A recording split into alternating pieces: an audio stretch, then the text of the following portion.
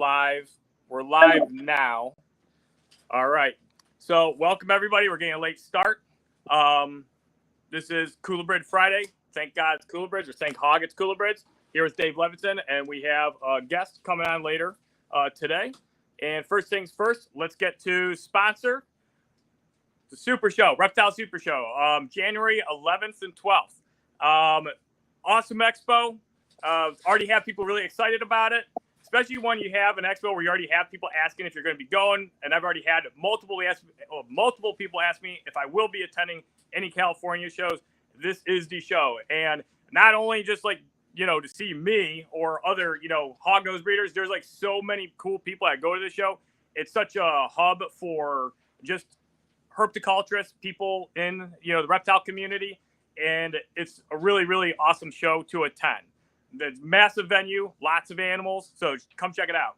And then big shout out, of course, to U.S. ARC, fighting for our rights to keep the reptiles and amphibians that we hold near and dear, along with a lot of other species. So it's not only, fighting for reptiles and amphibians, this also helps exotics, the hobby in general. And they're doing such an amazing job. Phil Goss, the whole team. Big shout out to U.S. ARC. If you can support them in any way, please do so. You don't always have to just donate money. You can also just send newsletters, share their information, and just hit like when they post stuff, share it.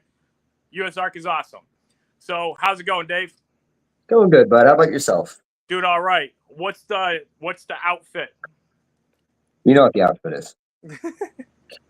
All right. So if you're tuning in, make sure to check out the just the visual. Just click on the. You just don't be listening. Look at the actual screen. People. Mm-hmm. It's called YouTube. Look at the YouTube. Check out the screen. What did you have that big shipment this week? I had a few big shipments this week. Yeah. So we're gonna be having a guest come out soon. We're having a little technical issues.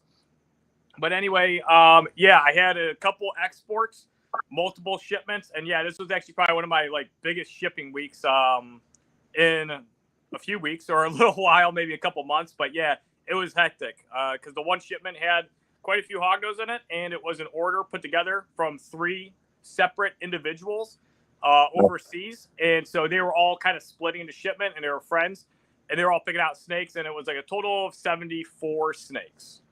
Oh, good on you, buddy. You send those down to Florida, and they get exported from there? No, my exporters are out of California. I don't export through Florida anymore just because of all the issues that Florida has sometimes. And the Florida Fish and Wildlife is a little strict and a little hard on the reptile community for basically whatever reason that they want to conclude. I don't know. But California is a lot more pleasant and a lot more, just nicer to work with. Nice. I get that, man. What else you got going on? Anything good in the community come up this week? Well, I'm trying to think. Well, the Phoenix Expo is coming up. I have reps in Texas saying, turn your mic down. I don't know if he's joking, if he can't hear me, because I do have a mic plugged in, and I'm not sure if it is loud or I don't know. Anyway, yeah, so we got the Phoenix Expo coming up. I'm supposed to be coming out to your place soon. We're going to try to get in some herping, although it's very late season. So looking rough, man. It was freezing cold last night. I think it's going to drop down in the 30s in one night.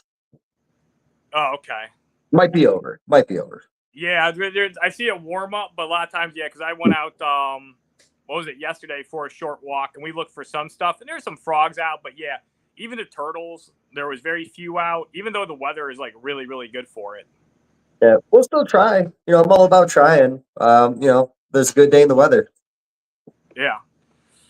And so, what have you been up to? Are you doing any shipments? Are you still doing a lot of shows? Got any shows planned? Honestly, I got a little break on shows. I don't think I've got anything for the rest of the year. I think I'm done. Trying to focus a little more on breeding and just, breaking down things. So honestly, homebody, buddy. I might check out the Planet Reptile Expo in Kansas City. I think that's going to be first weekend of December. Oh, nice. Yeah. So other than that, I don't know. Like I said, I got a lot of work to do here. You doing many? Doing many what? You doing many shows? Oh, just many shows in general. No, just the Phoenix, and then after that, I'm gonna really cool it. You know, even doing 2 like shows a month is already kind of taxing for me since we have to, you know, take care of everything. You know, pair stuff during the breeding. I mean, obviously, I'm not breeding really much at all now. Actually, I did just get a lock, but I'm not really breeding for the most part this time of the season. But yeah, I mean, I'm kind of looking forward to taking a break from shows. So usually in December, I might do my local show and like that's it. Yeah, that's tight. How are the Ohio shows? They still pretty steady, or? They're okay. The thing is, there's a lot of reptile shows in Ohio. I mean, Ohio used to be like the hub and it's kind of the original place for reptile shows. This is where reptile shows originated, was in Ohio. For the most part, like in Columbus, the Armory, the old Armory, that was like a massive event. You know, it was a monthly show, even like in the 90s, and a lot of people would come up to that spot.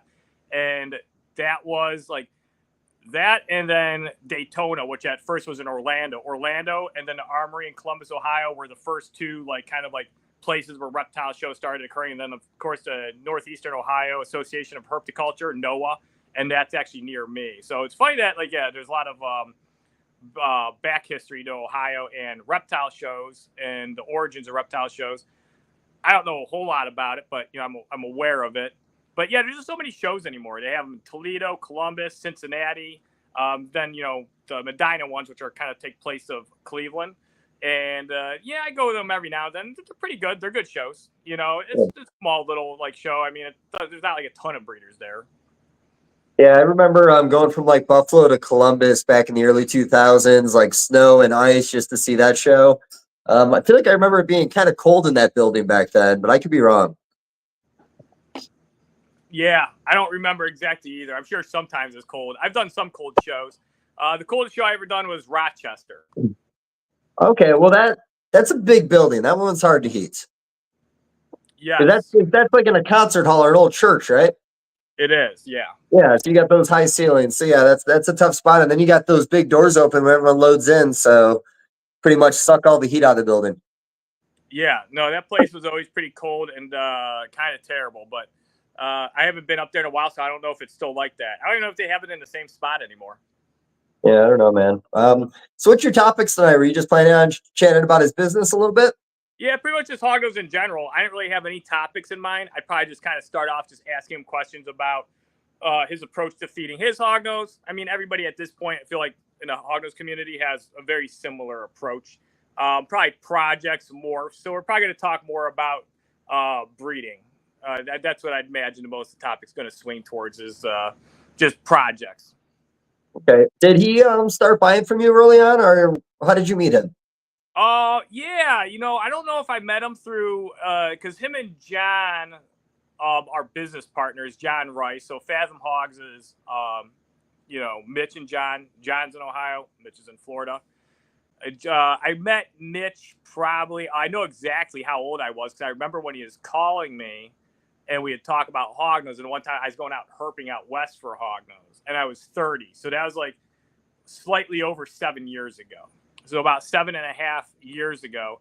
And at that time, he was buying like an adult, like Arctic het albino female from me. And then later he got like 2 pure Woma lemon ghosts and a few other things. And then he was also getting stuff from like John Rice and I know like Dan Eby. And at that point he had hognose, I think for like about 2 years, maybe a little longer. And yeah, and so that's how I kind of became acquainted with him. Right. I feel like we've had conversations. I actually think I even remember that deal with that adult Arctic you were sending out. Yeah. So you got, I remember he wanted a close to breeding like Arctic female if I had one. And I was like, well, I happen to have one as I got Arctic het albino female. I don't necessarily need for the following season. And he picked her up. And, you know, and again, that was like, you know, 7.5 years ago. So like an Arctic was, you know, a good sized Arctic female was a very useful gene to have in any, you know, hognose project, especially if you didn't have a lot of Arctic stuff, which back then I like most of the people probably didn't have that many. You know, I of course had a good amount because I'm the originator, so like half my collection is Arctic stuff. Yeah, I understand that. And honestly, we talked about it. I like Arctic in like every project. I don't think there's a project you put Arctic in, it doesn't make it a little bit better. Yeah, true. And if it doesn't show up in that trait or express very well with just a single copy of Arctic, the homozygous form to Super Arctic really improves and makes a lot of the, other hereditary mutations look very, very cool. So yeah, Super Arctic reacts really well with everything. Even the Super Arctic Lucies look really good. They look amazing. You get the iridescent, more translucent scales, the solid black eyes. They're very, nice looking snake. Yeah, I think I remember when you were making your predictions about a Super Arctic Sable, you were talking about translucent scales in the neck you imagine were going to happen. And I'm pretty sure that animal came out looking a lot like that, right? This Super Arctic Lucy? Yeah, or not Lucy. Well, I know that one, but I thought you said like a Super Arctic Sable in your head would have some kind of translucent scales on the neck. There Well, was something you were making predictions. The Lucy, the Super Arctic Lucy. I thought it was going to have like a translucent throat, and there's going to be some difference and disparity there along the face and the throat. But really, it ends up affecting the whole body. But you do see that the Super Arctic Sables, kind of presume there's going to be a very dark animal because Super Arctics are black and white. Sable increases melanin. Super Arctics do have a pretty good increase of melanin. It just shows up more on the dorsal pattern areas and not so much the background.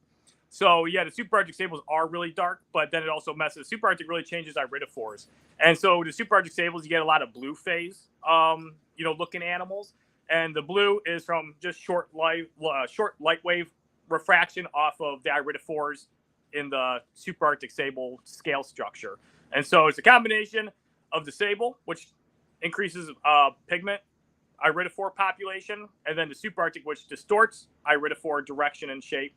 And so then you have them combined. You have the Super Arctic Sables a lot of times have this nice blue sheen or kind of like purple. All right. The Axanthic was the Stormtrooper, right? Was that his name or close? The Axanthic Sable's Storm Cloud, so very Storm close. Cloud? Okay. Especially because I know you don't keep that up on the Hoggos community, or market. So yeah, that's very good.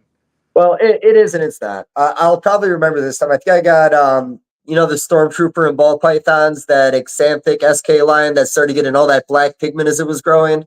Yeah, that's kind of like an anomaly, though, that individual, wasn't it? That's not an actual gene combination. I mean, it's a gene combination, but it's not something you can reproduce consistently, that particular look. Not proven to be able to yet. And I think that anomaly was kind of the same reason in some of the black Axanthics from Tracy Barker that got proven later to be SKs. I think the darkness in some of hers might have something to do with it, but not quite like the Stormtrooper. Stormtrooper was a real special animal. We talked about it a little bit last week, actually. And, we discussed having some pieds that were doing a color change. And you might be good for this, but so Grant and Meredith Rec Room, we were talking about how they had a female, I want to say pastel pied, I don't know the exact combo, start turning jet black. Gotcha. I had a pastel inchy pied go jet black. I had a pastel yellow belly het pied female go jet black. And I think I've had about 6 other animals. The one thing they all have in common, it happens at around 600 grams, and they're always females. Never seen it in a male. The key. It's a hormonal change.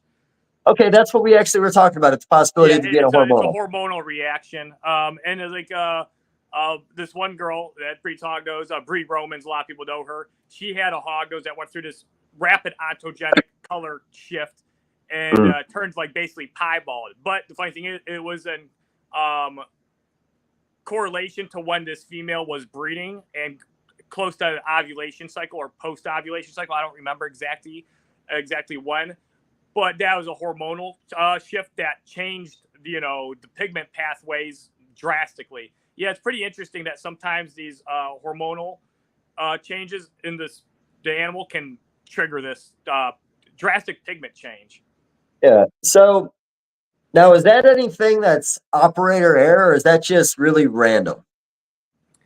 From what I don't know too, like I'm not exactly certain. From what I'd say, it's random. For sure, and it's like not something that can be controlled, but there is going to be some similarity, such as you're noticing it's all in females and it's all at a certain age. Like again, I wouldn't be surprised if it's like when they're hitting sexual maturity or cases like that. I know with 600 grams with a ball python, they're not sexually mature, but there is some correlation to the animal's hormones kicking in and changing at that time. And I'm guessing another similarity with all of these ball pythons is like, they all have mutant alleles. Of course, like all ball python breeders, nobody's really breeding any normals, or just like, I guess some people have normals, but they're heterozygous who are recessive. But yeah, because I noticed like, there would be spiders and another one too that would turn blue sometimes, that would have that hormonal blue change. I know Quebeca had one and somebody bought it, and then there's a couple other people. I know Mark Petros had one, and they looked like they're ghost combos, and all of a sudden they turned blue within like one shed cycle. Yeah, I remember the Petros animal. I had thought the animal was born that way. I just don't know if it ever was able to reproduce itself. But I could be wrong. I'm born that way. Yeah, we're trying to get Mitch in. Crystal asked you, what about Mitch? I don't know. I got to message him again. He's been having trouble with the StreamYard thing. So he'll get in when he gets in. So back to the hormonal thing, though.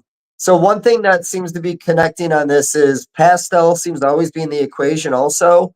And a lot of this, if not 99% of the ones I know about, are all related to the Pi project. Interesting. Yeah, so there's probably correlation to possibly to the pastel gene. That might have something to do. Well, the funny thing is you're not seeing too many, because like pastels like do this, obviously, because there's tons of pastels out there. That's probably one of the most common mutant incomplete dominant genes in ball pythons. I mean, I think it became a problem at one point where people didn't want pastel in their stuff, because pastel would kind of clean and lighten up animals and sometimes like, frost them out, and they were going towards trying to make richer or higher contrast pigmented animal, and they may not have wanted pastel in a particular project, but pastel was kind of like always there because there's so many projects with pastel in it. I remember it might have been the Baltimore show, but really just there was a time in the hobby where a lot of breeders you talk to would talk about how they were selling all their big adult females and replacing them with pastel females. And that was probably like 2007, probably like 2010, maybe a little past that. So that was a common thing for a long time. And then people started dumping that stuff for the clowns. Yeah. I mean, I see similar patterns. You see it in the reptile hobby a lot. I've seen it with tangerine leopard geckos. The big goal for producing nice tangerine leopard geckos for a long time was trying to get ones with as much orange carrot tail as possible, and then to make these animals that with as less spotting as possible. So you're going towards a selectively line-bred hypomelanistic animal with an increase of tangerine pigmentation.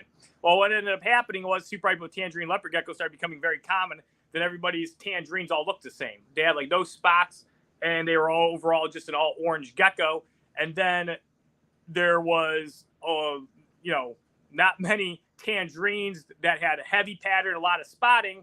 And so when there was some people with projects like that, such as blood hypos, and then some like nice emerine projects that had a lot of like richer coloration and a lot more pattern and a lot more spotting, then people started going towards those because they were more of like a rarity. They're like, oh, we keep seeing these super hypo tangerines, kind of like red-faced hognose.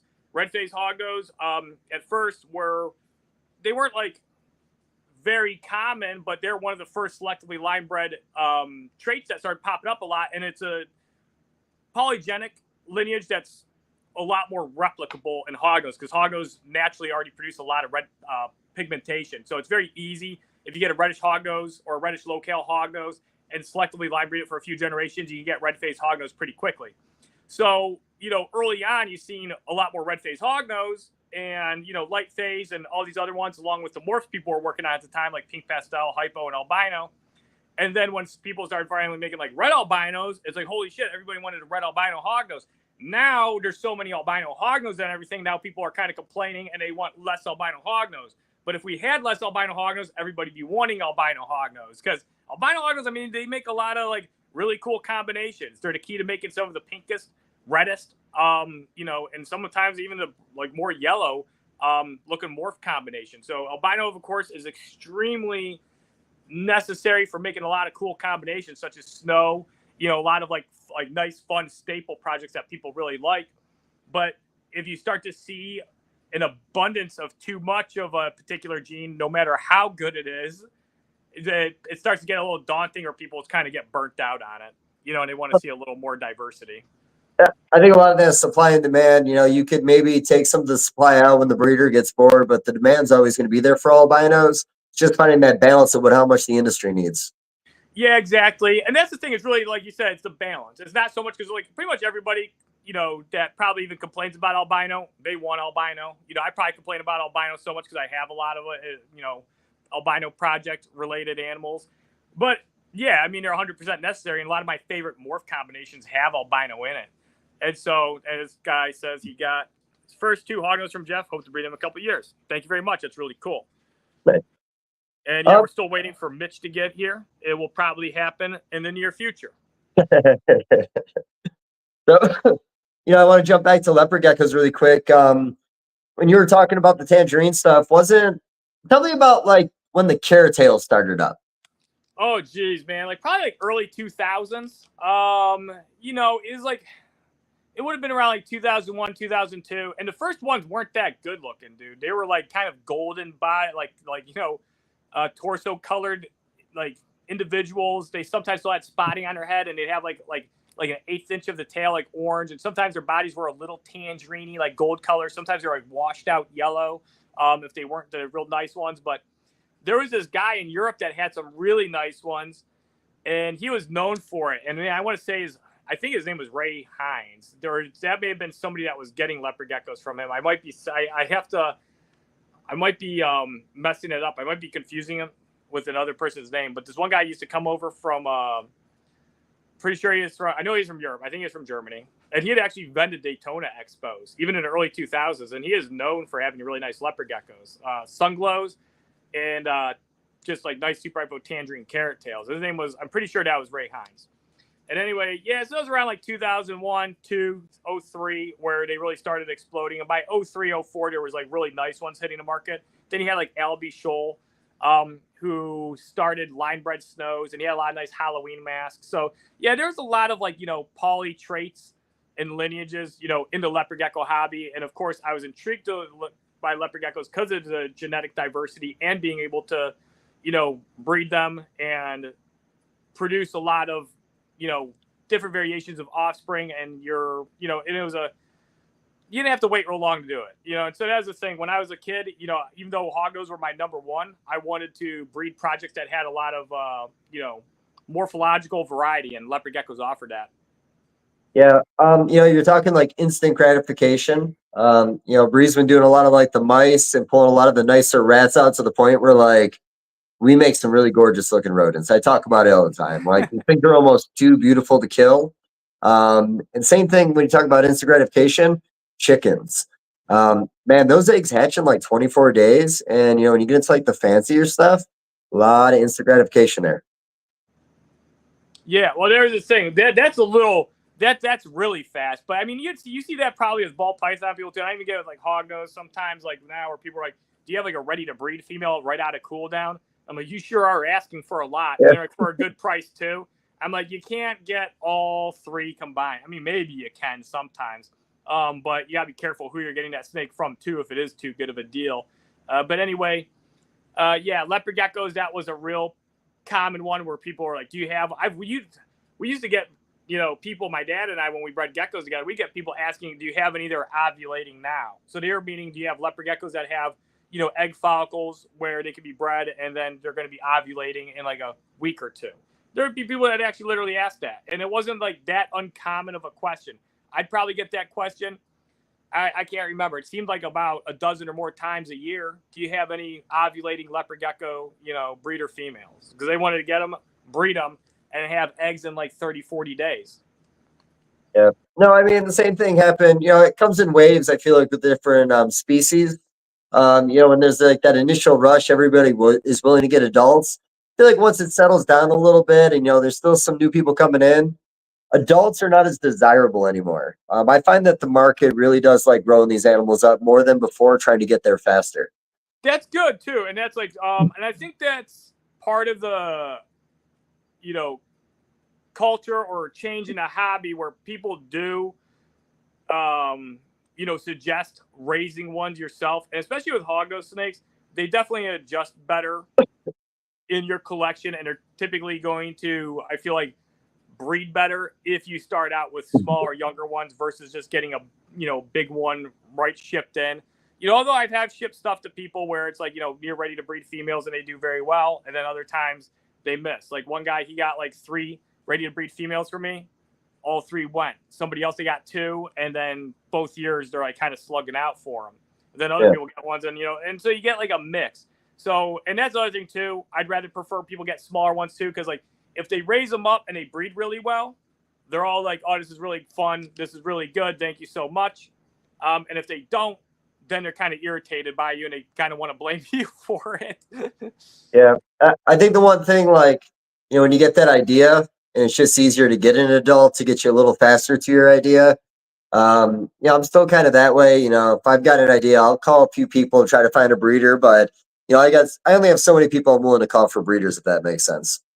Yeah. What projects are new that you're working on? Do you have any new particular projects? Honestly, Womas are all pairing, but that's something we've done before. Boas, I'm kind of taking some stuff I made like 3 years ago that's now up to breeding size for males, and I'm getting them in. So should be some pretty good boa stuff. I'm like 2 ovulations into the year, and the first ovulation's a really good one. Honestly, new species. I'll have to like stare at the clubers. There might be some new clubers cycling in this year, but I've got a lot of stuff I just been like slow growing for the last like 3 to 4 years that just isn't there yet. Okay, yeah, Woma. So when you say Woma, most people probably know, but there might be some ball python people that are so because like when you said that for a split second, I thought you were talking about ball pythons, but you're talking about actual Woma pythons. Yeah, I don't think I've heard Woma python in like 11 years. I don't even know if you went on MORPH Market right now, I don't even know how many Woma ball pythons would even exist on there anymore. Yeah, you don't see that one too often. Well, you see the hidden gene Woma. Yeah, no, that still has its place, but we call it the HGW. The HGW, that's good. Yeah. You have to write all that hidden gene Woma nonsense out. I like being able to abbreviate stuff. It helps a lot for the labels. Now, with the Woma pythons, I see a lot of like just natural morphological variety in those. So that, to me, when I look at a Woma python and I see ones that have like that orange, you see that light phase, and these darker ones, that's right away. Probably agree with me. You look at things you can selectively line breed right away. So are you selectively line breeding or doing anything with Woma pythons to, work with just trying to change them? So I talked to Frank Bird about this in Georgia. We had a nice little conversations about Womas, but right now, yes, there are some pairings I'm putting together because I know they're going to make a better version of what I see. But there's also other pairings that I'm being a little more random about because I want to see if something random pops up that gives me a new direction. We're going with ones that have good pattern that kind of wraps around all the way on the back. Ones with like really nice pastel, like lime color on the side. We have some that have a little bit of darkness and almost like fading in the pattern along the back that we breed for. And then you've probably seen Mike Schultz with his dark line that he works with. He gets some of the darker ones I've seen. So honestly, it's like, yes, but I don't know yet. I've got like 12 breeder females, so I'll do some different pairings this year. I'll show you some of the babies when you come over. I didn't hold back a lot last year, but I held back like 3. Are you doing any breeding loans with Mike Schultz? So, we never really brought it up. He's kind of got the perfect number for what he has, and I got the perfect number for what I have. So we never really brought it up in conversation. Yeah, maybe you can trade babies. Is dark? I've seen them. Maybe if you go like enough generations, maybe you can turn them into almost looking like a blackhead. Well, you know what? Did you see that? It's called the God, I'm saying another morph wrong. It might be the garden hose. It's a melanistic Woma python in Australia. Oh, really? Yeah, and I don't know if you have computer capabilities, but really unique looking animals. But what is it about them? Maybe, just maybe, what Mike has could be a related gene to that. Because the animals in Australia that made that solid black animal are like weird, like brownish black. That came from some animals that just had some like nice black on the dorsal that kind of went down the sides a bit. Gotcha. I'm looking it up now. Oh, yeah, that's pretty cool. I have seen those. Now you bring it up, yeah, I've seen these before. They call them the garden nose. That's a terrible name just because if you do try to Google search it. You know what these look like, dude? They look like almost like a Suma ball python. You know how the Sumas get that kind of like burnt orangish stripe down their back a little bit when they're baby? That's a good way of putting it. It's got that Suma vibe. I like the head still looks a little bit of like color coming through.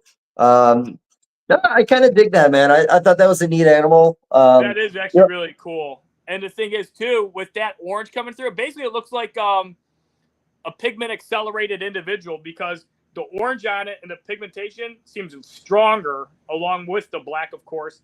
It almost looks like the orange pops more, so it's probably increasing. It's almost like a Sable, kind of like esque. Man, look at this Woma python. This thing is really nutty. This is cool. Oh yeah, practically patternless. I feel like I've seen something.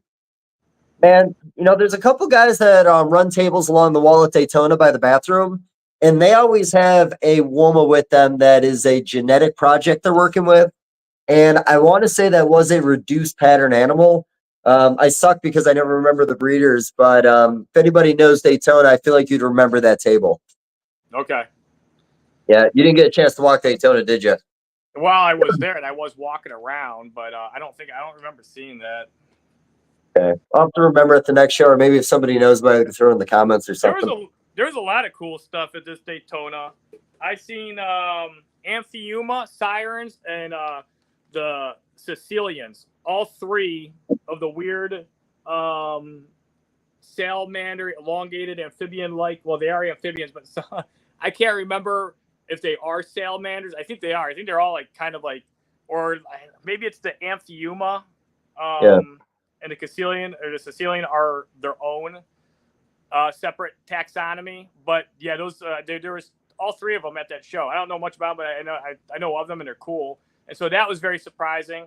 And then I seen some small sand skink species that somebody was working with. It was actually pretty cool stuff at Daytona. Blue-faced garter snakes. I've seen some pretty neat stuff. But I hadn't been there in a long time. I used to go to Daytona. I went there every year from the time I was 15 until the time I was 30. And this was the first time I was back since I was 30. So it's been like 7 years. So those blue-faced garters are native to Florida. They're like north of Tampa. It might be Gainesville area. But there is a certain county, I want to say, that's just really well known for just like these beautiful deep blue garters. And what was it? When you're talking sirens, that one Mingo animal refugee I keep bringing up to you, there is a spot that you can find those there. Oh, really? Yeah. So I don't know how northern their range is. I don't know if I've ever heard of those come up at Snake Road before. Snake Road. Are they in that range? That's what I'm wondering. Because Mingo's like southeast Missouri, so I don't know, but there's a lot of water up there. Yeah, so Snake Road's in southern Illinois. How close is it to like? I should look. I don't really. I know it's in southern Illinois. I just don't know how far south. I always thought it was like pretty like below the central line of Illinois. I want to say it was like a 4.5 hour or 5 hour drive from the Tinley to get to the Snake Road. I want to say that's pretty far. Yeah. But no, yeah, trying to think if there's anything else at Daytona this year that was really stand out. I like those Redfoot Tauruses. Man, those are on the end cap. Those were the hypos. I don't know if they're the hypos, if they were like an albino cherry foot or something. They were something a little extra. I don't remember. I feel like let's get away from this. I'm not going to remember now. All right. I'm still looking at cool Woma pythons. Yeah, we should have never stopped talking about Womas. Well, it is a cool species that people are working with. And he said, I asked you to do projects you're working with or anything different. He said you had your Womas going. Yeah, well, it's not that they're different. It's just like, I don't know anybody, and maybe it's because I don't pay enough attention, but I don't know anybody really in the Woma community that has just like a giant collection of Womas. There's this guy in Missouri I ran into at a show one time that has like a flip phone. And I want to say he told me he had over 100 breeders. He may have the largest collection of Womas in the entire United States. Yeah, probably. That's a lot. Yeah. I don't know how to find him, though. I think one time he gave me his card and I lost it because I'm an idiot. I'm going to have to figure out who this guy is because I was kind of curious because someone who's got that many around has probably done some kind of line breeding. Okay. Yeah, of course. Yeah, if he has that many, he probably has a bunch of different lineages. And yeah, he'd be a really good person to look at to see if something, he probably has, if he has, of course, a lot of offspring, which he should have a lot. Yeah, he'd have the most to select from for particular project or something that's a little more unique and interesting. And that's the thing too, as you breed a lot of stuff, I mean, you could always get new varieties that pop up. You always get if you breed a bunch of animals long enough, depends how many you have, but even if you have a small amount, it's inevitable. It might take a very long time. It depends on the species you're talking about, but they are going to throw some irregularities that you can capitalize on and selectively breed for. I mean, I have it happen every few years with hognose snakes. Yeah. What makes you decide to buy a new species at this point? A new species? Like, I'll be honest, I always talk about it. Your hognose are beautiful. Like, it's an amazing collection. I mean, something that's really worth staying on top of and focusing on. What makes you decide to go for a new species at this point with all the good distractions you have around you? I mean, for me, I mean, it's all based on a particular individual. Some people, yeah, that's a Kovac reptile saying peer pressure. I mean, I got the beaded lizards, which I think is a really good example of a species I just really liked because, God, they don't have a very large market at all. You wouldn't believe how many times I'm posting mine, and they make great pets if if they're a little larger and they're kind of used to you, and you pick them up at first with a welding glove, then they're great pets. Anyway, I mean, actually, by hoard them, I don't even need to wear the welding gloves. But anyhow, I just really liked them and I was drawn to them. But I had so many people reach out that are like, wow, I really want to get one. I'd love to get one, but I'm not allowed to own one in my state, or I need to get a permit. So really that's how it goes. If you really like the species, as far as something where there's going to be, a market for it. And I could see I've seen some people, this is a really good take on it. Like my one friend, she doesn't breed. She's bred a few times, but she doesn't she's a little more particular on where her animals, are going to the homes. And she says it stressed her out and stuff. So she says breeding is really not for her. She doesn't want to have to worry about finding the animal a good home, etc. She's kind of more on the, bioactive UV type keeper that doesn't really want to keep stuff in rack systems. She doesn't want to sell to anybody keep stuff in rack systems. She gets there. It is that part of the hobby, but she was going to breed I think her monkey tail skinks, and that was the only thing because it's easier to find people in that community. So I feel like if you don't want to have to worry about selling a bunch of animals, that obviously is going to dictate if you breed a lot of the animals that you're keeping, or if you want to gravitate towards a species that doesn't have many offspring, or, I don't know. If you're talking about market, I think you're referring to market. I feel like everything that not so much market, maybe a little more, what would motivate you to do something else when you have something that you're always focused on? Just me in general? Well, yeah, because you went with the beadeds, and I thought the beadeds were a fascinating way to go. Honestly, that's a species I've always kind of loved a little bit. Anytime I've seen I don't know if I never say it right, but whenever I see Gila monsters at a show, I've always looked at the babies. When there's nice band or beadeds, I've always looked at those guys. And with the blue tongue skinks, I feel like I keep them in the same room, be same cool down, everything would be cool. I just haven't jumped into it. I need you to make something so I can get babies from you, maybe. I don't know what the breaking point for me to actually get some at this point. Oh, you're actually interested in beaded lizards? Always loved them. Always thought it was a unique species. They are cool, man, and they're really cute. The funny thing is, once you get used to them and everything, there's that one guy that got bit and by a Hilo, and he died earlier. It's the first known case in a very long time. And so I remember I was talking to Steve Ainsley about it, and he was he goes, hey man, he goes, some guy got bit by a Gila monster. He goes, he's in the ICU right now. He goes, it doesn't look good. He goes, he's probably gonna die, bro. I was like, are you fucking serious? He goes, yeah. So I was just letting you know. I was like, oh shit. And he's like, and he goes, are you scared? I was like, I don't know. I was like, maybe a little bit. He goes, yeah, I probably shouldn't have told you. I was like, no, you should tell me. I was like, so I'm fucking careful with this stuff. And so anyway, I was a little hesitant, but then within a few weeks, I'm back into afterwards, I was like, and the funny thing is, the beadeds, I feel like, and Steve's, been keeping them for 25 plus years. Steve even says, the beadeds make better pets. And I definitely truly believe that. Every time somebody has a story of getting bit severely fucked up, they get bit and they can't remove it. It's like always a Gila monster. Like he had, I did a podcast with Prismatic Reptiles, Joel, and he had a story of he goes, my one friend got bit on the finger by a heloderma, and he got it off the other finger, and it bit his other finger. I'm like, let me guess, it's a Gila. He goes, yeah, it's a Gila. He goes, yeah, I can't remember. I'd have to go back in because I asked him like what happened. He goes, I don't think he knew exactly. He goes, I didn't follow up, but he goes, I do know that the guy was like in severe pain and both his hands were like, indisposed for like, days. But yeah, he got bit on each index finger by a little Gila. I had a buddy, he told me he got bit on the tip of his finger by a juvenile, and he said it stung for almost 10 years. Yeah, it must have done some nerve damage somehow. But that's the thing, like, they're supposed to have, obviously, a lot of venomous species have, neuro and hemotoxins, and to a degree, like cytotoxins.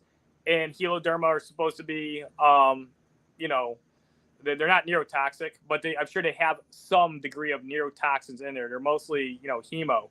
And so, but they cause because there's different types of hemotoxins. There's coagulators and anticoagulators.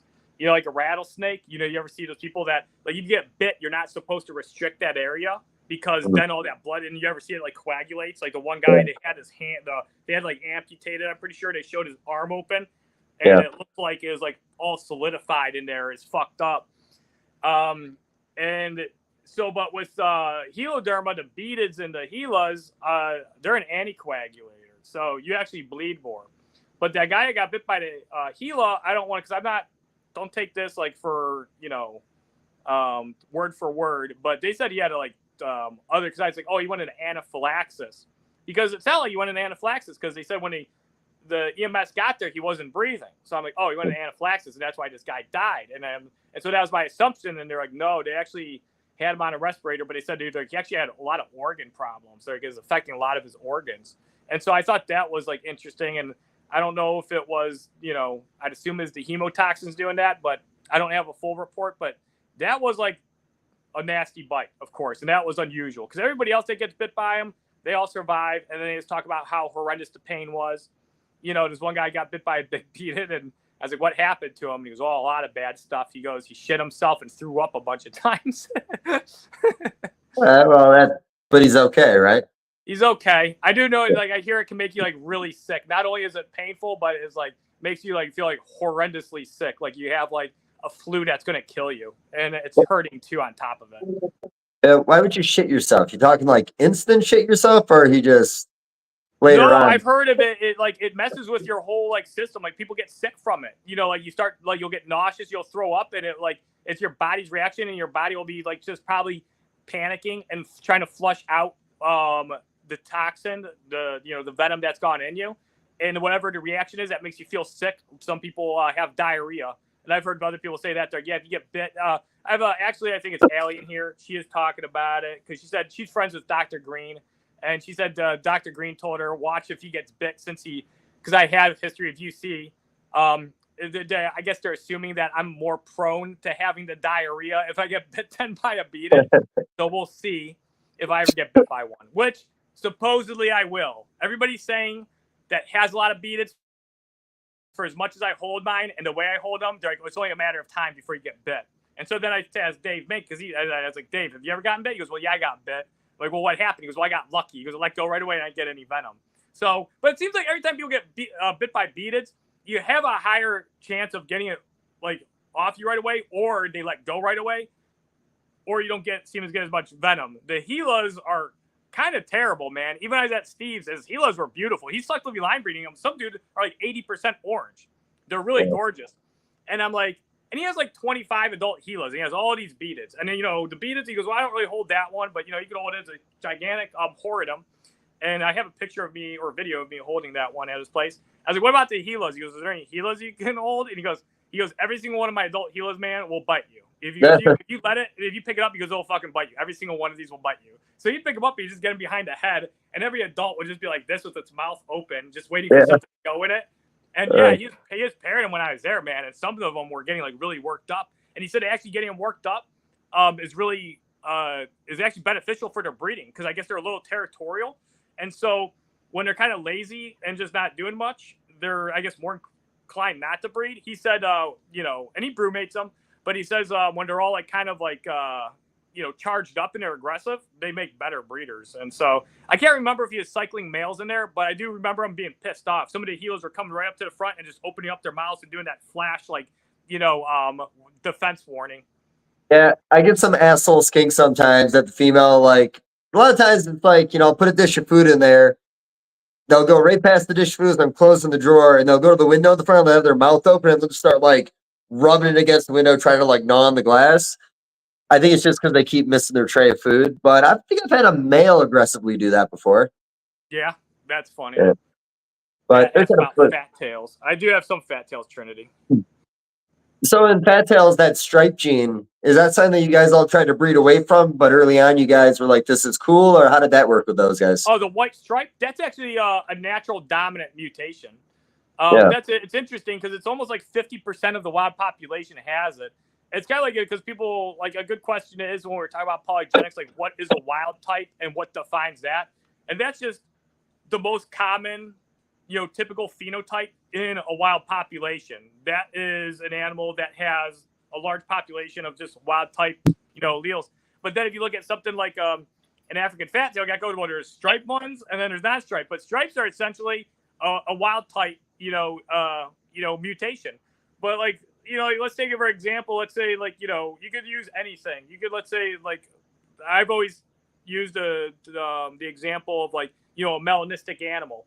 Let's say there's, you know, there's localities like this, but let's say there's like one large locality of garter snakes, and it's like a separate species of garter snake, and there's melanistic within that population. And over the course of like tens or hundreds of thousands of years, the melanistic do better, and before you know it, the whole entire population is melanistic. Then let's say people discover this new one, they would assume that, well, this is wild type. These wild type ones are melanistic, and even though it was a mutant allele at one time, it is now the most common, most populated one. So mutant alleles can become wild type alleles, and we may not even know that they're mutant because that's just the way we know that animal's phenotype, and that may have been some evolutionary change from a long time ago. So yeah, I mean, you're talking about that population in Ohio for melanistic garter snakes that became dominant in that area. But I know there are still normals in the area, but I bet you a high percentage of them are het. I think it's down, we'll say South Carolina. I know there's populations of urethristic garter snakes, and I don't know if there's a super. Is there a super in the super in the urethristic? It's just a range. It's a range, okay, so it's a range. So is it, So I know, so is the earthristic, is that a recessive mutation, but then it's influenced by polygenics? it's dominant. It's dominant. Okay. Oh, that's pretty cool. So that's a dominant color enhancer. I wish I had something like that in fucking hognose snakes. That would be top shit. Well, there could be something out there, but you know, we have this. I know we have this conversation all the time, but other than wild animals being brought in and mutations popping out, when was the last time there was actually a true like visual mutation pulled out of the wild? All right, 1 second. I think we're gonna have Mitch on. Yeah. Another time, because it's looking like if he jumps in now, I mean, he could jump in now. I could like talk to him a bit. Oh, 1 second. Hey, Mitch, that's all right. We could do another podcast. It's just Dave and I talking. You've been brought up several times since you were supposed to be here. That's all right. But yeah, if you want to be on, maybe in 2 weeks, because I do it bi-weekly, it'd be very cool. A lot of people are here, I assume, waiting for you, because we actually have pretty good traffic in here. And not all these people are here to listen to me and Dave, that's for sure, because it seems like we have an elevated number. No, we're just fluffers, buddy, fluffers. Let's do this in 2 weeks, and we can talk hognose, because there's been topics that came up about hognose. Hey, Junior, hey, you're on a live podcast. I know, but I'm talking to the guest. Yeah, I know, but he's no longer your guest. You didn't just hang up on him, did you? What? You could put him on speakerphone. That's a voice note. Oh, gotcha. And you did that online. Everybody that knows me, I do voice notes. I started doing that like 3 years ago, and now I do them for like everything, and it's terrible. I like your voice notes. I listened to them on 1.5. You sound just a little bit better on 1.5. Okay, 1.5 is good. There's some people like me. I'd probably be too hard for 2 because I probably speak too quick. Nope, and you can't hear me. Yeah, can't take it in, man. 2's way too much for you. All right, and So this is another cool one here, Dave. Look at this. Reps in Texas. I didn't see this one. This is new. Huff's Herps has a black velvet African fattail project. Looks similar to Black Knight. So this guy selectively line bred, more dark pigmented, and has developed a hypermelanistic line of African fattail geckos. That's very cool. That's a new poly, lineage there. So that's interesting and news to me. So, you're talking. Do you think the Argentine boa would have been something that naturally occurred in the wild and became dominant? That's like, well, I'd say a lot of times, probably. I'd say probably not.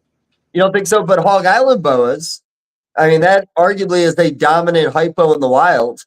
And it's kind of seems to be its own little thing because when you breed other hypos into it, that gets you to the sunset stuff. But you got to have a 50-50 ratio. And I think it's almost making a super of both. Now, you take a Hog Island boa, though, and you breed it to, let's say, a mainland boa, and you piss off the entire boa community by breeding a BCI to a Hog Island. Do you get like a 50-50 split of like, they all look like Hog Islands. They all look like Hog Islands. Yeah. Okay. Well, see, the thing is, because if it was like a dominant mutation and you're hybridizing it, you should get like, obviously a lot of them are going to look like the hybrids, but 50% should look different if there was an actual, well, here's the thing. That's not true because it could all be homozygous. And so then, every single you'd have to raise up one of those out crosses and breed it. But I feel like a lot of those are just bottlenecking and genetic drift and so many tens or hundreds of thousands of years being in a different locality. They adapted through evolution to that environment, so their pigment changed to suit that environment. And a lot of times, I don't think these pigment changes are like out. I guess they do have a lot to do with their, the climate they're in, their habitat, and then their predators. Oh, and I understand that, and that's honestly with the Hog Island boa. It could have been a boa that got trapped on an island and just started, all the sand, all the environment. A hypo could have popped up, could have made a super hypo. Super hypo became dominant, and then you had them. I think it's just a locale. I think it's a locale. You just spoke out. Yeah. Well, I understand it's just a locale, but say it again. Well, Argentine boas, it makes sense too because they're from a colder climate, so it makes sense that they're really dark there.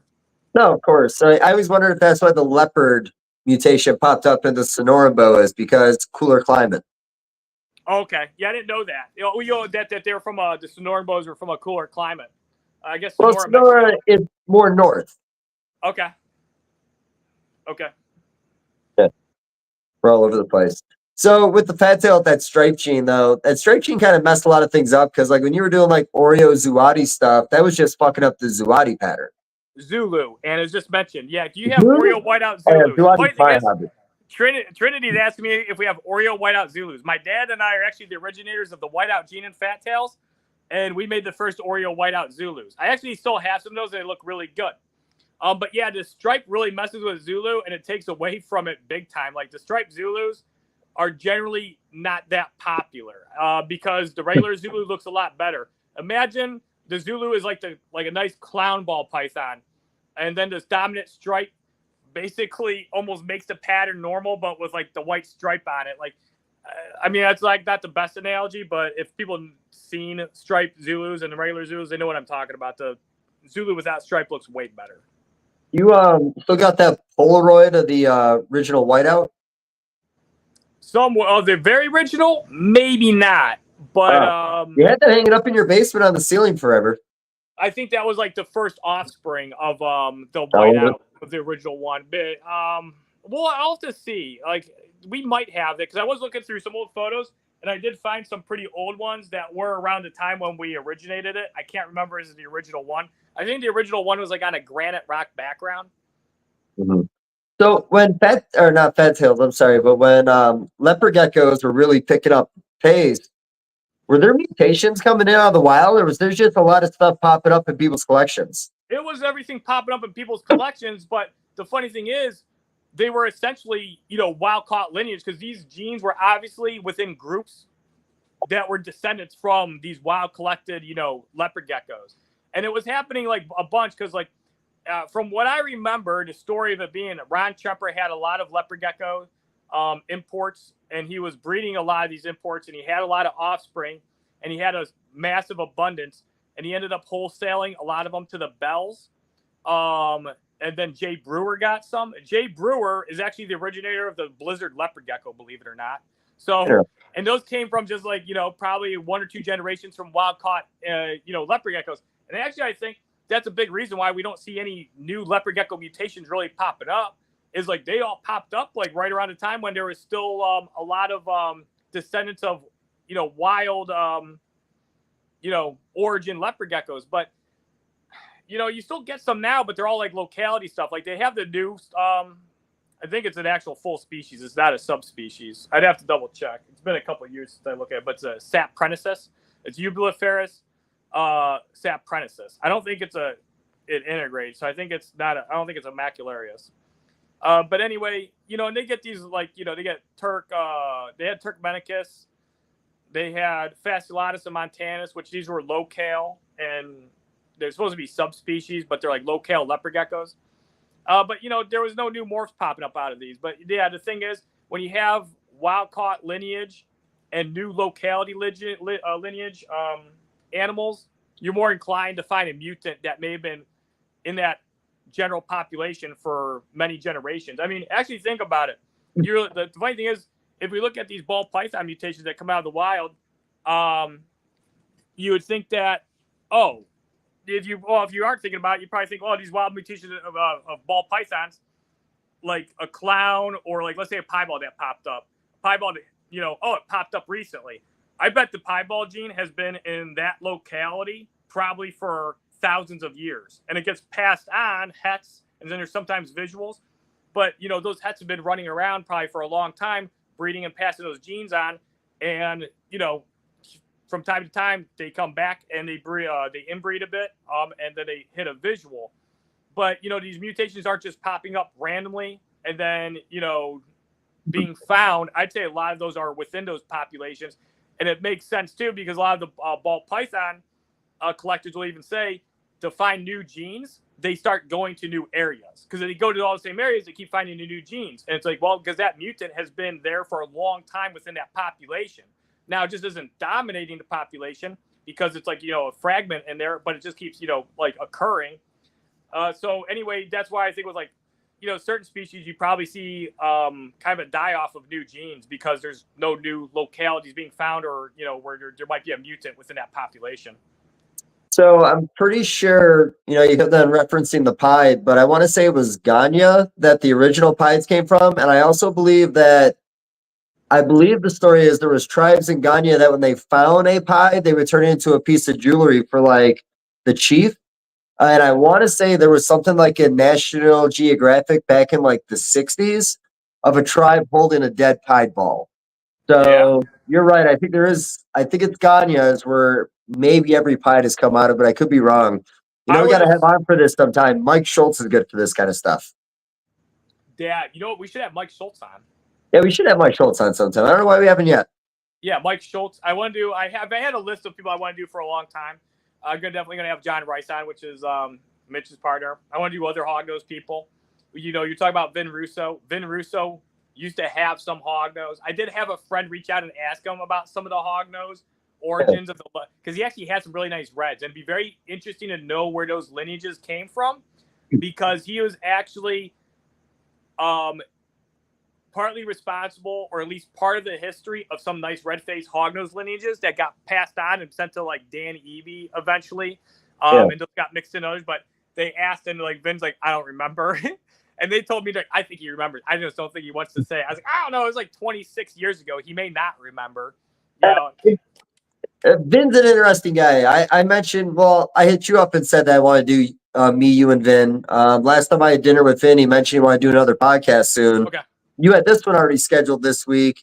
I don't know how soon because I've been talking to Nick Munson too, and he wants to do one. I want to do that with William Philippek, but really want to do Vin with you. I think it'd be a better conversation. Interesting.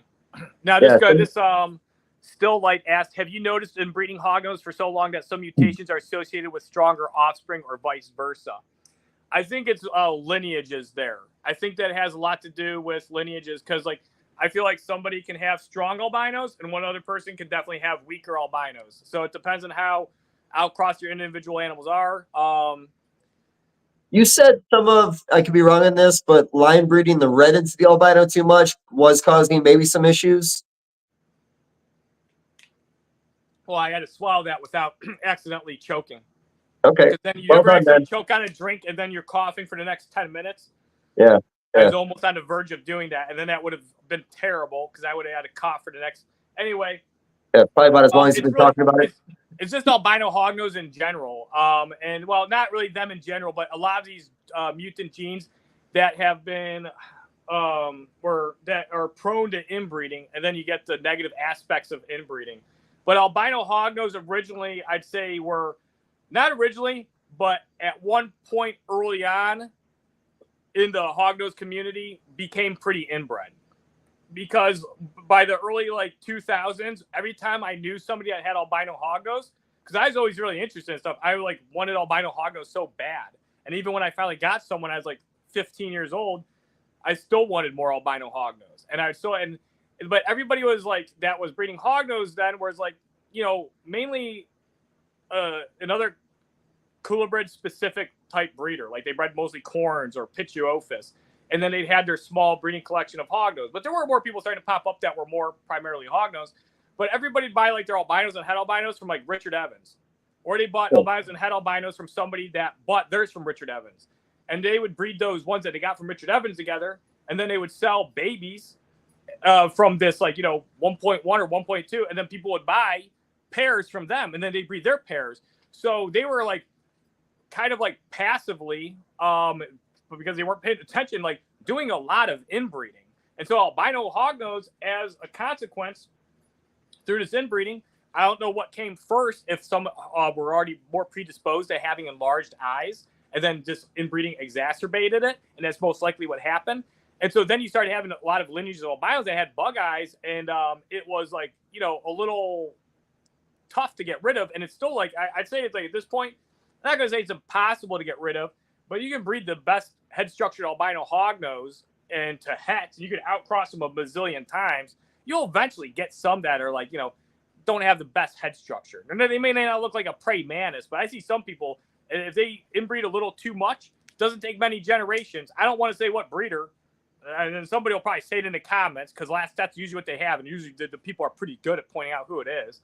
Because like there is this one hognose, they posted a few of them for sale, and they're red albinos. I was like, oh my god, these things are all pet only.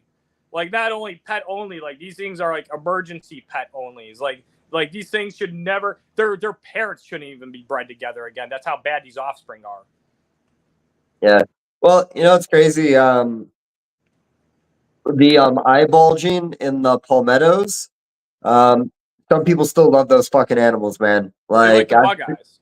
I've seen males on the table with some of the craziest bug eyes I've ever seen, and price tag $150, $200, and people are just chomping at the bit to buy that animal. Oh, I seen a leucistic Texas rat at the show that was a sub-adult, man, and it was a little like on the lean side, which made it even worse. Yeah. And it was in this cup, and his body was all coiled real tightly, and its head was like right out like that. Its eyes were so huge. I was like, man, that's like not a normal looking snake at all. I was like, a rat snake's not supposed to look like that. Not a North American. No, like, well, Trans-Pecos kind of have that, but not like that. Anyway, it was bad. So I think I've asked you this before. We've had this conversation, but there's there's the eye bulging leucistic ball pythons, palmetto corn snake, leucistic rat snakes, and I think a couple other leucistics have it. Yes. What is that all about? You have any idea? Ever heard anything? Well, I mean, it's similar to like, let's say like cinnamon ball pythons. Like the super cinnies have like different anatomical structure in their face. They got the duck billing. The super fireball pythons sometimes have overbites. So these mutations affect anatomical degrees of development, but it varies. So you're not getting like, you know, some of this stuff is like 100%. You know, it's kind of like, but then some, you know, there's a spectrum to it, because I'm sure like all super cinnamons aren't all duck billed. I'm sure some are probably really minor and you can barely see it. But from what I see, those ones are kind of close to 100%. aren't like So I all think super. I understand the ball python comparison, but we're talking about a similar mutation in multiple species that all have the exact same deformity. I don't know, You're like, talking about a species that has multiple well, mutations. no, we're talking about leucistics across Okay, 5 species, and across all 5 species, they all have the exact same eye problem. So, what is it about the leucistic that you've maybe heard that causes eye bulging across all species? that's true because and even a leucism mutation.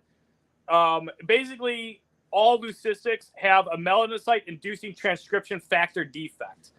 They all have the MITFD, I think it's melanocyte-inducing transcription factor defect. And the one thing that is associated is ocular issues.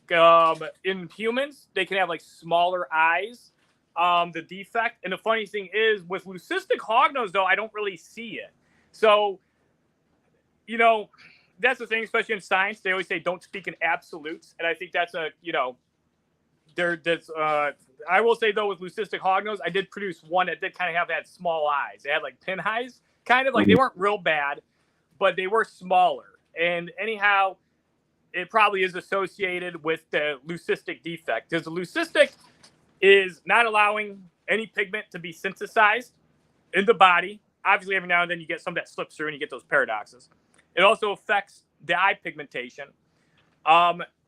And so one thing I understood from talking to my one friend who's into genetics, he's a geneticist. I think he's graduating, and he's actually working with fish like salmon and repopulating streams and stuff. And they do genetics testing and all that on native salmon species, salmonoid species. But he explained to me, and I was like, as soon as he told me and I looked it up, I got it right away, that pretty much all these mutant genes are inhibiting like protein pathways.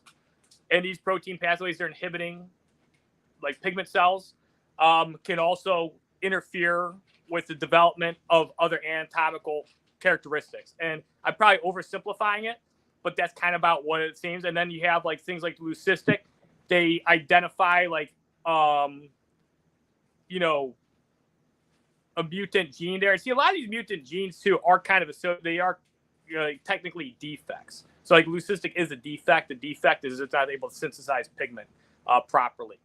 But obviously, especially since you're seeing it with like species where they have enlarged eyes, it's affecting their ocular structure, and it has something to do with the melanocyte-inducing transcription factor, probably. Because I was thinking you got the berm, the leucistic berm. I think that's How their the. faces looked. You know what? I'm trying to picture, but I also think they have a little bit of pattern showing through. So I don't know if that's like a true pure leucistic.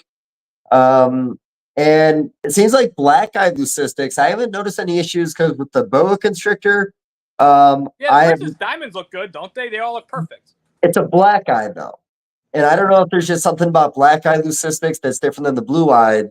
That maybe there's something there that's causing one to have an issue and the other one not.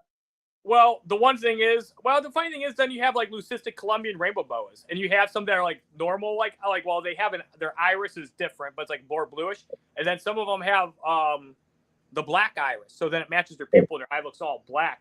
Now, and then you'll see those ones where it's half and half, and the other one has heterochromia, but it's pigment production from that gene defect, and it's basically just the range, and so that gene mutation sometimes is allowing the pigment to go and populate more in there and become more saturated, equaling a black eye, and then the other eyes aren't getting all of that. So yeah, it's an interesting one to try to understand. It could probably just be easily summed up that there's a variety of variation, and and then going back to like the one thing of like, because people talk about like true leucistics, and this animal's true leucistic, this animal isn't leucistic. Leucistic just comes from the Greek word leukai, which means white or light. Like bright, blinding, like light that's like white, or just pure white. So it really just means white. So it really isn't like it's kind of like leukemia. It's white blood cells, leukocytes. Leukai comes from the Greek word. Just means white. That's all it means. So if an animal is mostly white and it's like an ivory ball python, it's a type of leucistic. It's mostly white and it's doing something very similar to the leucistic does. It's not letting pigment synthesize properly, and so you're having an animal that is mostly white due to the inability to synthesize, pigment. Has there ever been a project that when you saw the name connected to it, you went, "What the fuck were you thinking?" Yeah, probably. Yeah, probably multiple times. Well, how about you? Can you think of one? Uh, I don't know if one stands out right now. There's probably a couple. Because, well, we talk about it in ball pythons. The trick, the blitz, and the hurricane are all the exact same thing on the same allele, same spot on the allele. They're the exact same animal. Like nothing's different about them, but three completely different names and managed completely different also. Two of them weren't really ever popular. The hurricane would end up being the same with what we already had, but didn't realize it because we never pursued the other projects. Came out at a really high price point and people paid it because it looked like something brand new. So I don't know if the name difference in that would affect the value of it. I think that was all timing in that project, but I don't know, man. I feel like a bad name sometimes could really hurt a good project. I told somebody about the GHI ball python being the guy to have it, and they were so surprised that was real life. They thought I was fucking with them. And I think afterwards they're like, man, I really hate that. Dude, everybody, I was about to bring that up. Everybody tells me how much they hate the GHI name. I thought it was a good name because I like IMG. I always thought was cool because like it's kind of like a bold, just short acronym, and it's kind of like IMG, and it just means increased melanin gene, and people love IMG. So GHI, I was like, oh, that's pretty cool. I thought maybe it's the guy's initials, and I found out his name was Matt, and they're like, so it's like, well, that's not a G. And then I said, everybody I remember people telling me, they're like, you know what it stands for? I was like, no, they're like, gotta have it. And they were saying like they're disappointed. Like everybody, you would have thought they named the ball python gene like the booger shit or something, the way they reacted with it. I never heard anybody hate the name GHI. I still think it's okay. Like, it's not that bad, guys. Everybody, they hate that name, the GHI, so much. I hear about that one all the time. But names do really help, man. I'd say names help a ton, and I've seen it with breeding leopard geckos and everything. Like a name really helps, especially if it's a good kind of like an alliteration or just like a really, just a good sounding name, something that really you like saying and repeating. And especially if it's interesting. If it's interesting sounding and you like to say and repeat it, that actually helps a project big time, more than people would think. A lot of this is psychology. So the raptor mutation in leopard geckos, I thought that was a really good name for that mutation. I thought that was very fitting. Very good, yes. It helped. Yeah. Although it seems to have worn off because every time I have a raptor now, it doesn't seem to help it fucking out at all. Raptors just raptor. And I'm like, yeah, get in the water. People are buying them. Not anymore. Not when I have raptors now. Before, dude, when it came out with them and and everybody had them, yeah, those things would fly off the table. They were they would sell good. I put them up on our website back then, and I'd sell out of them real fast. Yeah, I mean, they had a very distinctive head I really liked. The color, I mean, I had this. Okay, so going back to the carrot tail thing, that was kind of like its own standalone thing. There was raptor, carrot tail, such and suches, or is that not really a thing? Well, that's the one thing I talked about in my one live, and the one thing I really hate about somebody's names, like let's say extreme red and purple line and these red phase lineages, these are just names to denote that lineage. And then people want to start changing the names based on the actual phenotypic expression. And that reminds me of leopard geckos. So with leopard geckos, it started out as hypos and hypotangerines. Then it started out as super hypotangerines. Then you had ones without spots in their head, so they're super hypotangerine carrot tails. And then they started, I mentioned the one in there I meant to put in later, but carrot tails. So then you had super hypotangerine carrot tail baldies because they were bald, they were super hypos, they're tangerine, and they're carrot tails. And then you list the percentage of the carrot tail. So I started listing my super hypotangerine carrot tail baldies as super hypos or super hypotangs. And people would be like, this is a baldy too. I'm like, yeah. And they're, why don't you have that listed? I was like, because you can see it with your eyes. And like, this one's carrot tail, you don't have it listed. I was like, yeah. I was like, you can see it. You don't need to list it. I mean, it's a polygenic. It's not like it's a separate mutation there. So, and then some having varying degrees of tangerine. So, super hypotangerine, carrot tail baldy, and I did the comparison to the fucking story. You remember that story from when we were a kid? Ricky Tombo, No So Rambo, Uchu Uchu Goombi, No So Roombi? No, I don't know why, but I don't think I've ever heard that in my entire life. All right. So basically, I think it was a book. It was a kid's book from the 80s or 90s. And I think it's like considered racist now because it's like, oh, they actually no, I don't think it is. I think we're safe. Because I think the song, the name, oh yeah, because it's like a children's book, and I think the origin of it is like it's like Mandarin, and it's kind of goes back to like the whole the moral of the story was this is why a lot of they started naming their kids shorter names because the kid's name was so long, it took so long to say his name because he was stuck in the well. So by the time they got to him in a well, I mean, I think he was safe, or for the sake of the kid's book, but like, hey, it took a really long time to say this damn kid's name. So now we shorten kids' names because of this. So when they're in trouble, he is very good. But, it's just a kid's book. So anyway, I likened the Riki Tambo No So Rambo Uchu Shugumi moral of the story to like the super hypo tangerine carrot tail baldy leopard gecko. Is that if you can see it, and if you see things that's like a red lineage and it comes from there, just list the percentage, talk a little bit about what you did because it's the project, but we don't need to name every single thing for the exact shade or color or amount of pigment that it's missing or anything because you can see it. And unless, you need Braille or something and you can just touch the hog nose if you need to know what color it is or you just have somebody explain it to you. And then there's colorblind people, which colorblind people are actually interesting because I can typically, if somebody's colorblind, especially with leopard geckos, but with hognose too, I can tell if they're colorblind based on which morphs they tell me they like typically, or if they describe to me the qualities of what they like about them. I can usually tell if because you're deficient in red and green, and that's the most common color blindness. You're deficient in red and green, and you primarily only see like gray tones then. So when you discover that somebody is, or you figure it out, do you let them know in case they don't know? They know. Everybody. Not everybody knows, buddy. You tell me you met somebody that's like 35 years old and they didn't know their whole fucking life that they're colorblind. I feel like it was probably a movie I saw one time, but it sounds like Forrest Gump. Hey, let me tell you about the movie. Oh, no. Movies are based on real life, buddy. It was a guy trying to get in the Air Force. Oh, it was Little Miss Sunshine. Oh. You remember that? Yeah, I remember that movie. Yeah, I remember that. Remember that scene? Yeah, I do remember that scene from a movie. Yeah, based on real life, probably. Based on real life, probably. Well, real life is, and I bet you there's some 18-year-old kid out there that doesn't realize he's colorblind. How would you know there's something wrong if you didn't know there was something wrong? Well, yeah, he wouldn't be full colorblind. I could see that, but it's being partially colorblind. And there's tests you can see that to see, because there's people, there are people that can see actually an expanse of even more shades of color. They're called tetrachromats. And they're typically women. Usually, if you're tetrachromatic, it's mostly occurs in women. But I've tried taking those tests, and I would love to be a tetrachromat, but it's very rare. It's less than 1% of men are tetrachromats. It's I think 0.2% or something like that. Interesting. You remember when your dad used to talk about breeding people for hypo and albino? Yeah, he said that. He's tell people we're trying to make a sun glow person. Yeah, that's dumb. Well, go ahead. No, it's not that I'm going to argue it's dumbness. I'm just saying that could happen on accident at some point, man. I mean, it's a low percentage shot, but it could happen.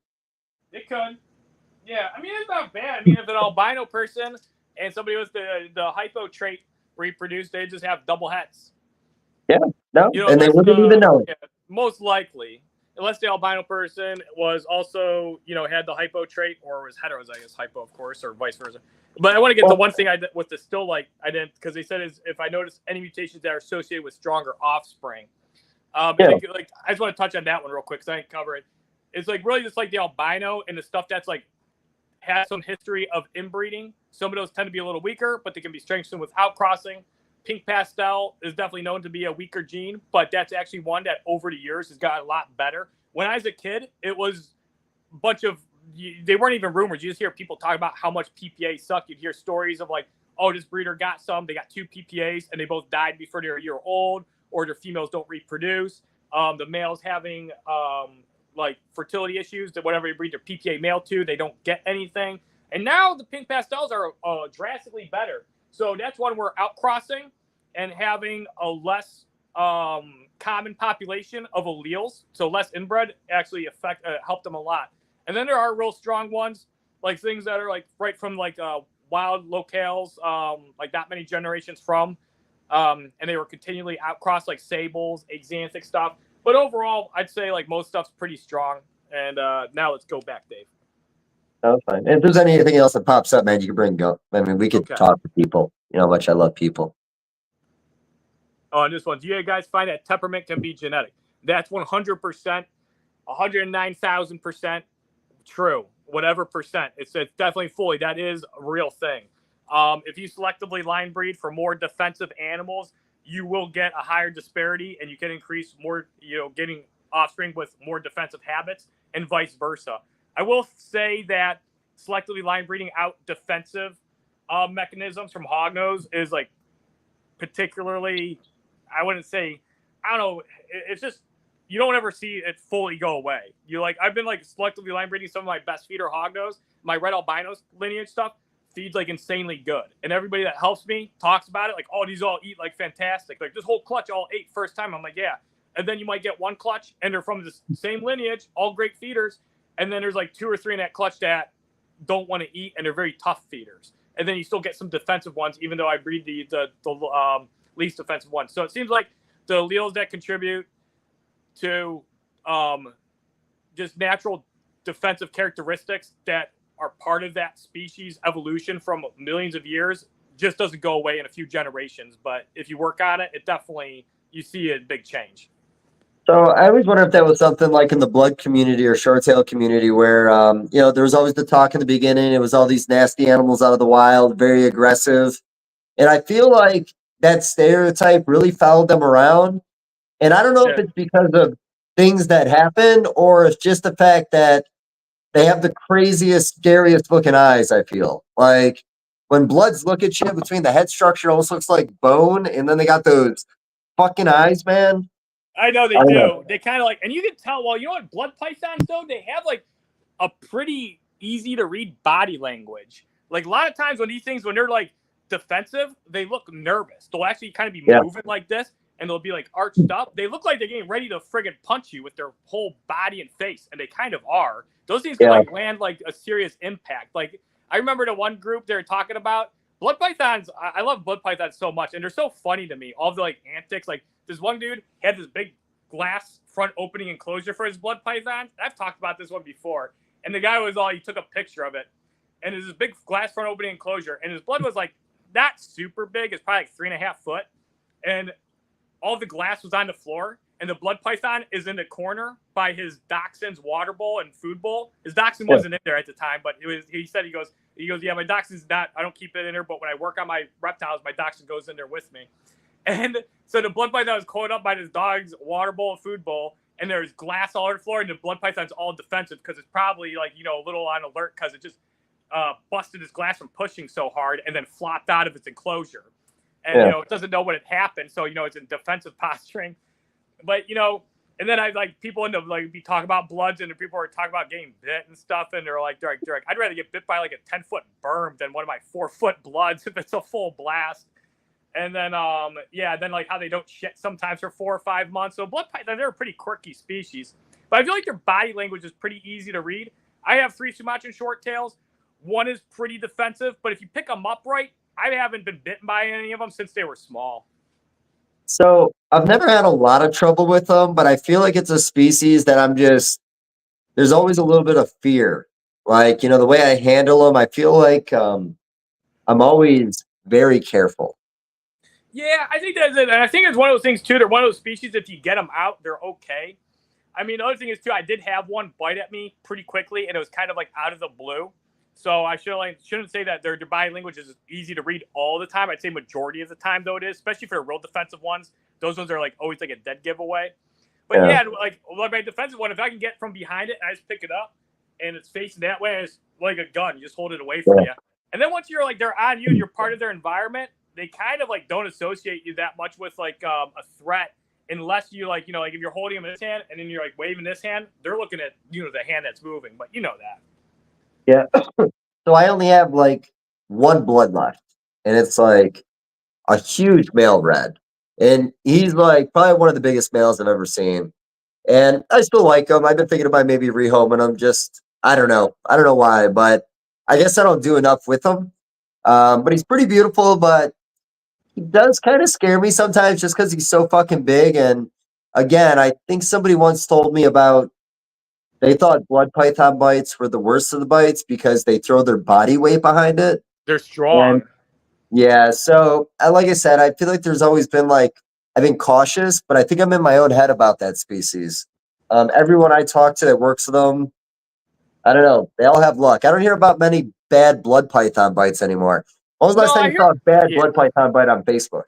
I've heard it. Well, I hear. Well, exactly. You know what? Now that you say that, like I've never seen anybody needing stitches from like a blood python, but I do see it with retics. You know, Oh, retic bites I see all the time. People are like, yeah, I had stitches here or whatever. Well, not all the time, but I've seen it like probably 3-4 times throughout my life. I've never heard of anybody with a blood python, but man, there's this one dude. He had a video of like a 6 foot, like it was like a full, probably close to 6 foot Borneo blood on a table, and yeah. this thing was like in defensive posturing, and every time it struck, its whole body would like bend in half to the other way to throw its whole body, and this thing was strong as hell.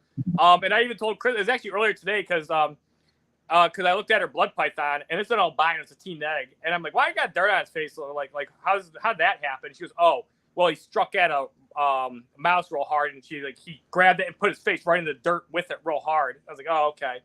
I'm like, yeah, it makes sense. I was like, every time I feed my big bloods, I feed my bloods live rats, so they're more, you know what I mean? So they're more even aggressive feeders, and I have them in these giant Christmas tree tubs, and every time I throw the rats in there, you just hear like the boom boom boom boom boom boom boom, because the whole entire tub, you know, they grab the rat and then they're just thrashing, they're just like, you know, throwing coils around the whole rat, and the entire time they're kind of like bouncing off the tub. Yeah, I love the seasonal Christmas tree Tupperwares and watching everybody on Facebook stalk them for the day they're on sale. As soon as they're on Yeah. sale, everybody runs out and buys every last one of them. Like, can you even buy those things year round? Sometimes I feel like you do get the better ones around Christmas time for sure. But yeah, I think the container store might have their own version of it you might be able to buy year round, but I want to say that thing's like $30-$40. they used to be like they were always expensive, but yeah, they're a little more now. But yeah, there's a lot of species like, you know, that are big that I wouldn't keep in them. But man, bloods just like don't move around that much. They kind of like, even in the wild, they kind of like sit there. I mean, they do come out and move. I take mine outside every now and then, and it's a lot of fun to watch them crawl around. They even crawl real slow. They just hold their head above the grass. Yeah, if I was gonna do bloods again, I would probably do my females in like an ARS boa rack where it's that like 4-footer, but it's like a slimmer 4-footer. Yeah, I can see that. I like the pull out drawers if I'm gonna work with a bigger animal like that. I hate going in through the cage face to face. I feel like that's when I things go wouldn't want to wrong. do that with a blood. Yeah, I don't even like doing that with my boas, and I trust my boas. I feel more comfortable coming from over top and kind of bringing them out, you know? Yes, yeah. And this is reps in Texas says it's like lab to lab. As I pointed out to a bunch of people over the years, that lavender mutation in hognose, that's the same mutation that's in corn snakes and then false water cobras. And I got confirmation from people more recently because I bet the false water cobras, those females don't reproduce well. And they're like, yeah, exactly. And the lavender corn females have problems with reproduction, and the lavender hognose females kind of have problems with reproduction. But if you breed the lavender female hogs to like non-lavenders, you have way better results. It's funny because it's like even if your lavenders are outcrossed, it has nothing to do with inbreeding. I mean, technically, it's the breeding of the lavender to lavender, if you want to call that inbreeding, but it's not that. It's that they're too closely related that's causing an issue. It's the lavender genes. It's really odd that when it's a lavender homozygous, the homozygous visual lab, that it has an effect on the female's ability to have fertile eggs. Versus I took a bunch of lavender females this year, and by a bunch, 6, and they're all moonstones. I bred those 6 moonstone girls. I was like, I'm going to breed them all to like non-lavender. One got bred to a het lavender, and that one actually did okay. And then the other 5, one didn't do anything. One had some issues with retaining eggs, and her eggs went bad, and the other 3 were good. So 4 out of the 6 were really good. And the one, I wouldn't say it was because she's a lavender. It's just sometimes female hognose, they have a slightly higher chance than other species that may be having issues with retaining eggs or some mild egg binding. She had some issues with that, so most of her eggs ended up going bad. But yeah, it's kind of like we're talking about the leucistics.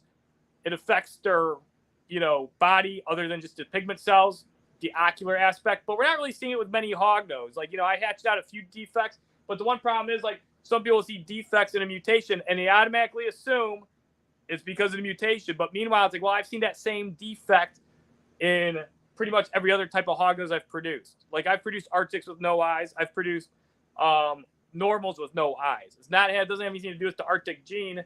It's like if I do produce a defect, it most likely is going to be Arctic anyway, because 80% of my friggin' hognose have Arctic in it. So just statistically, you know, these mutants pop up these defects can pop up.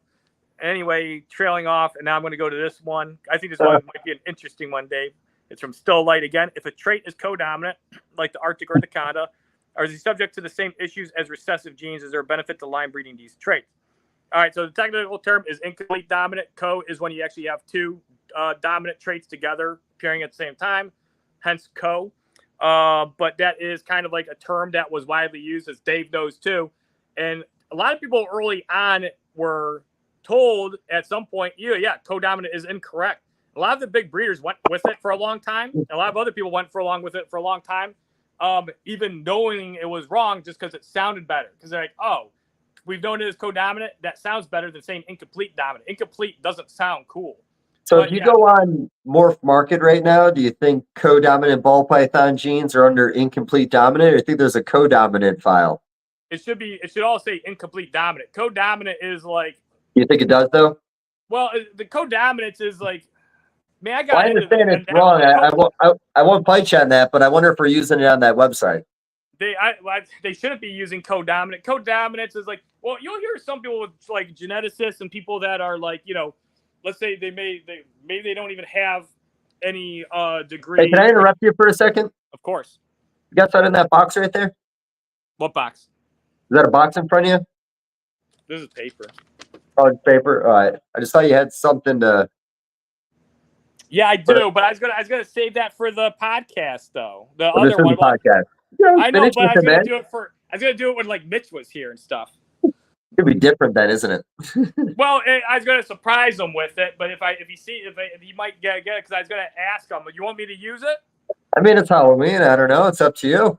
I would like to hear you speak all smart out of that thing.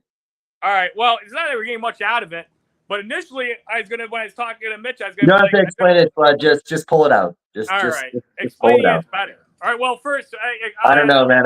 I don't know about that. I'm gonna ask you. Would you? You're telling the joke before there's a joke. Would you like to talk to a hognose snake if you could? If you were able to talk to a hognose snake, would you like to be able to? Are you asking me or the audience? I'm asking you. I've never thought of that in my entire life, but for this moment, I'm going to say yes. All right, there you go. Okay. And there you go. Now you can talk to the hognose snake. You ask the hognose any question. Trying to get out of the frame. Well, you can continue on answering the question you were working on a moment ago. I don't remember what the question was. Lost it all as soon as you put that thing on your hand, didn't you? Yeah, pretty much. Yeah. Can you still read the question from down there? Fuck no. Let's see if we could wrap this one up. Well, he's talking about the benefits about incomplete dominant genes. Yeah. Well, the problem with codominance is the term is referring to an organism that has two dominant traits occurring at the same time, and they're both equally expressed in the phenotype of the organism. And each mutation isn't interrupting the other one. It's like basically explain it like this. If black and orange are dominant, a codominant animal would be a species, or it would be an animal that has both the black and orange gene, and the animal is a mix of mottled black and orange, and the orange and black aren't interfering with each other. Now, the problem with that is it's a tough ask, because you're basically suggesting that they can only be codominant if two dominant traits are occurring, and they can only be explained as there are, let me see a way to phrase this. They're listed as that based on the phenotypic expression. And if they don't meet this phenotypic expression, they're no longer codominant, which is ridiculous, because it's a really specific ask for a phenotypic expression. It makes really no sense. Yeah. So you know what this is? This is giving me like what is that? Adult chicken vibe? Like yeah, this a little bit. Yeah, this is kind of like, I'll be honest, I think we got something here. Like, I think me asking you science questions and you bringing the puppet and we do like a little side gig. This feels good, man. I'm kind of liking this. It doesn't feel that good. I had a tough time explaining a very simple, answer. Yeah, but sometimes we all need to be dumbed down a little bit, and you kind of dumbed it down a little for us. Well, no, it wasn't. I had a hard time explaining it. To not dumb it down, I have to have an easy time explaining the answer. Anyhow, do you have any questions for a hognose snake? Oh, well, me in general. Yeah.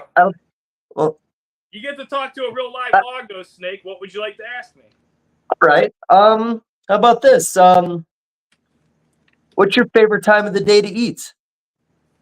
Well, that's actually a pretty interesting question. I'd say it probably depends a little bit on the climate. My favorite time to eat would probably be June after a storm. So not a particular time, maybe in the evening after a storm in June. Is the storm have any relevance on amphibians coming out and foods readily available? Yes, it does. I can come out and drink, and then, yeah, there is more amphibian movement. And especially during June, turtles come up and lay their eggs, and I like to be able to raid their nests. And turtles often will come out in early to mid-June, especially after rains, and lay their eggs. And I'll be more active around that time, and it's just a very pleasant time to be out looking for prey. I feel like the raiding the turtle's nest is kind of like new information for the hobby, or is that just something I've never heard before? You just never heard of it. I eat turtle eggs like a fiend, motherfucker. Okay. So, but they need to be easily accessible, and a lot of times they get them down there a little bit. You able to burrow down there? Yeah, I dig them up. That's why I have my rostral scale. I dig them up. I smell out the nest first. I dig them up, and then I proceed to raid the nest. Sometimes I'll even come back and check to see if I missed any eggs and eat more later.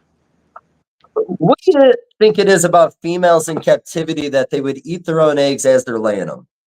It probably has to do with we are naturally reptile egg consumers, and the high temperatures and my elevated metabolic rate and the eggs being there are enticing. And if I feel like my nest site is compromised, I'm more inclined to want to try to eat my own eggs. Okay, so changes made in your keeping of a species, as in the hognose. What have you done to try to prevent females from doing that in captivity? Well, you're asking Jeff that question. He left. I can't ask Jeff today, or I can't. Okay. Yeah. No. I can bring it back. No. Well, it's kind of uncomfortable, actually. That's fair. But I think we should do that again sometime. I feel like that's its own little thing right there. Yeah, it would be. That'd be a good one. Man, I'll tell you what. I need a better puppet. That thing. We are working on a different one. That thing, like having to just keep the mouth closed, you're constantly having to squeeze it. It's like kind of like a workout. Well, you said sometimes you do that really gay workout where you just hold a weight like this for hours. Is it because you're puppeteering? Is it that stiff mouth you got to work with? No, that's like, well, for basically, I've been exercising, and my one focus is forearms, larger forearms. It's a beaded lizard figure. Beaded lizards have large forearms, so I'm going for a beaded lizard figure. Okay, and we were talking about this right here, right? Yes. Okay. Yeah, you want wrist strength too, and yeah, I do reverse curls and reverse curls with kettlebells, where you hold like a kettlebell upside down and you do that. Yeah, I mean that's probably helping. I mean, I could have done it longer for sure, but yeah, this one's definitely a workout. Having to do that is a big workout, man. Yeah, but it was worth it, man. I loved every minute of that. That was beautiful. All right. Good. So you know what you need to do when you get these babies a little bit bigger, you should buy something like like the Ultimate Warrior like rope with like the danglers on it. If you're gonna put the time in, you figure out a way to accentuate it a little bit. Wear that rope a little tighter on the top.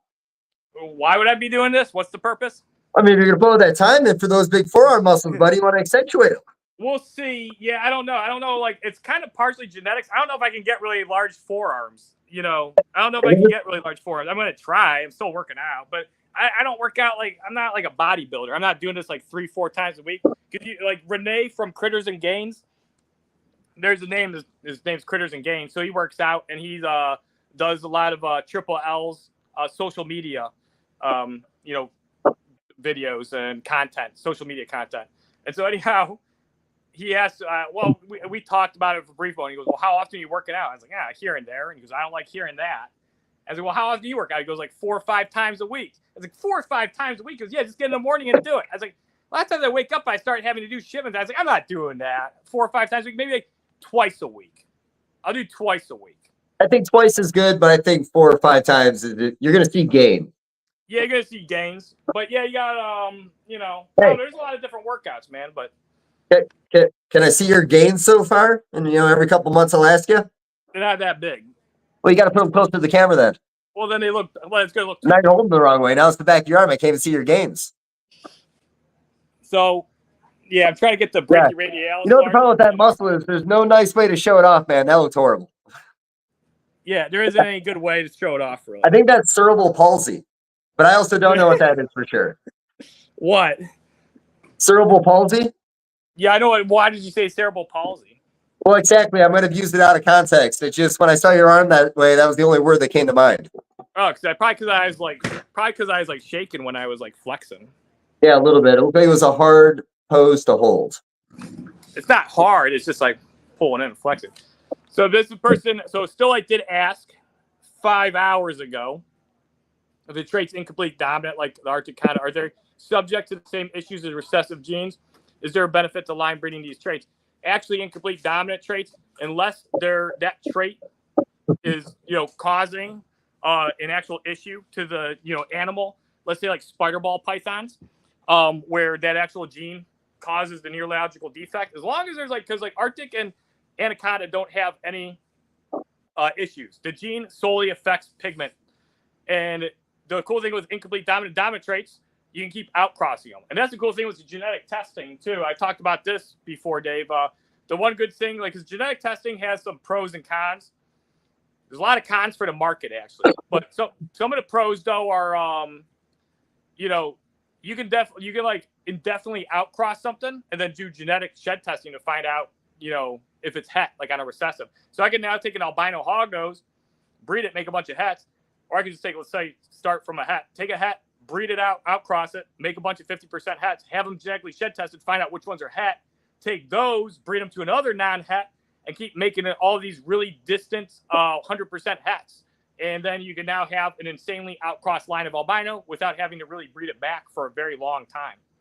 Was there ever a pattern in the anacondas that you actually were able to line breed? Because I know there was some stripe stuff that popped up in there. Was that just random? Yeah. Well, yes and no.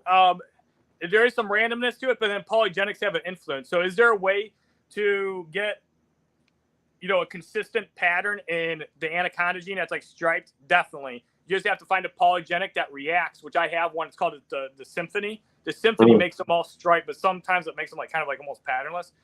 But it makes them all striped. All my Symphony Super Arctics condas, because the anaconda and Symphony react really well, they're all perfect stripes.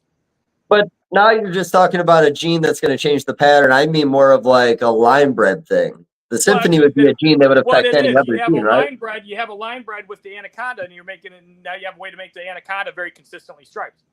Okay, so the Symphony is more of a line bred trait that isn't really a trait.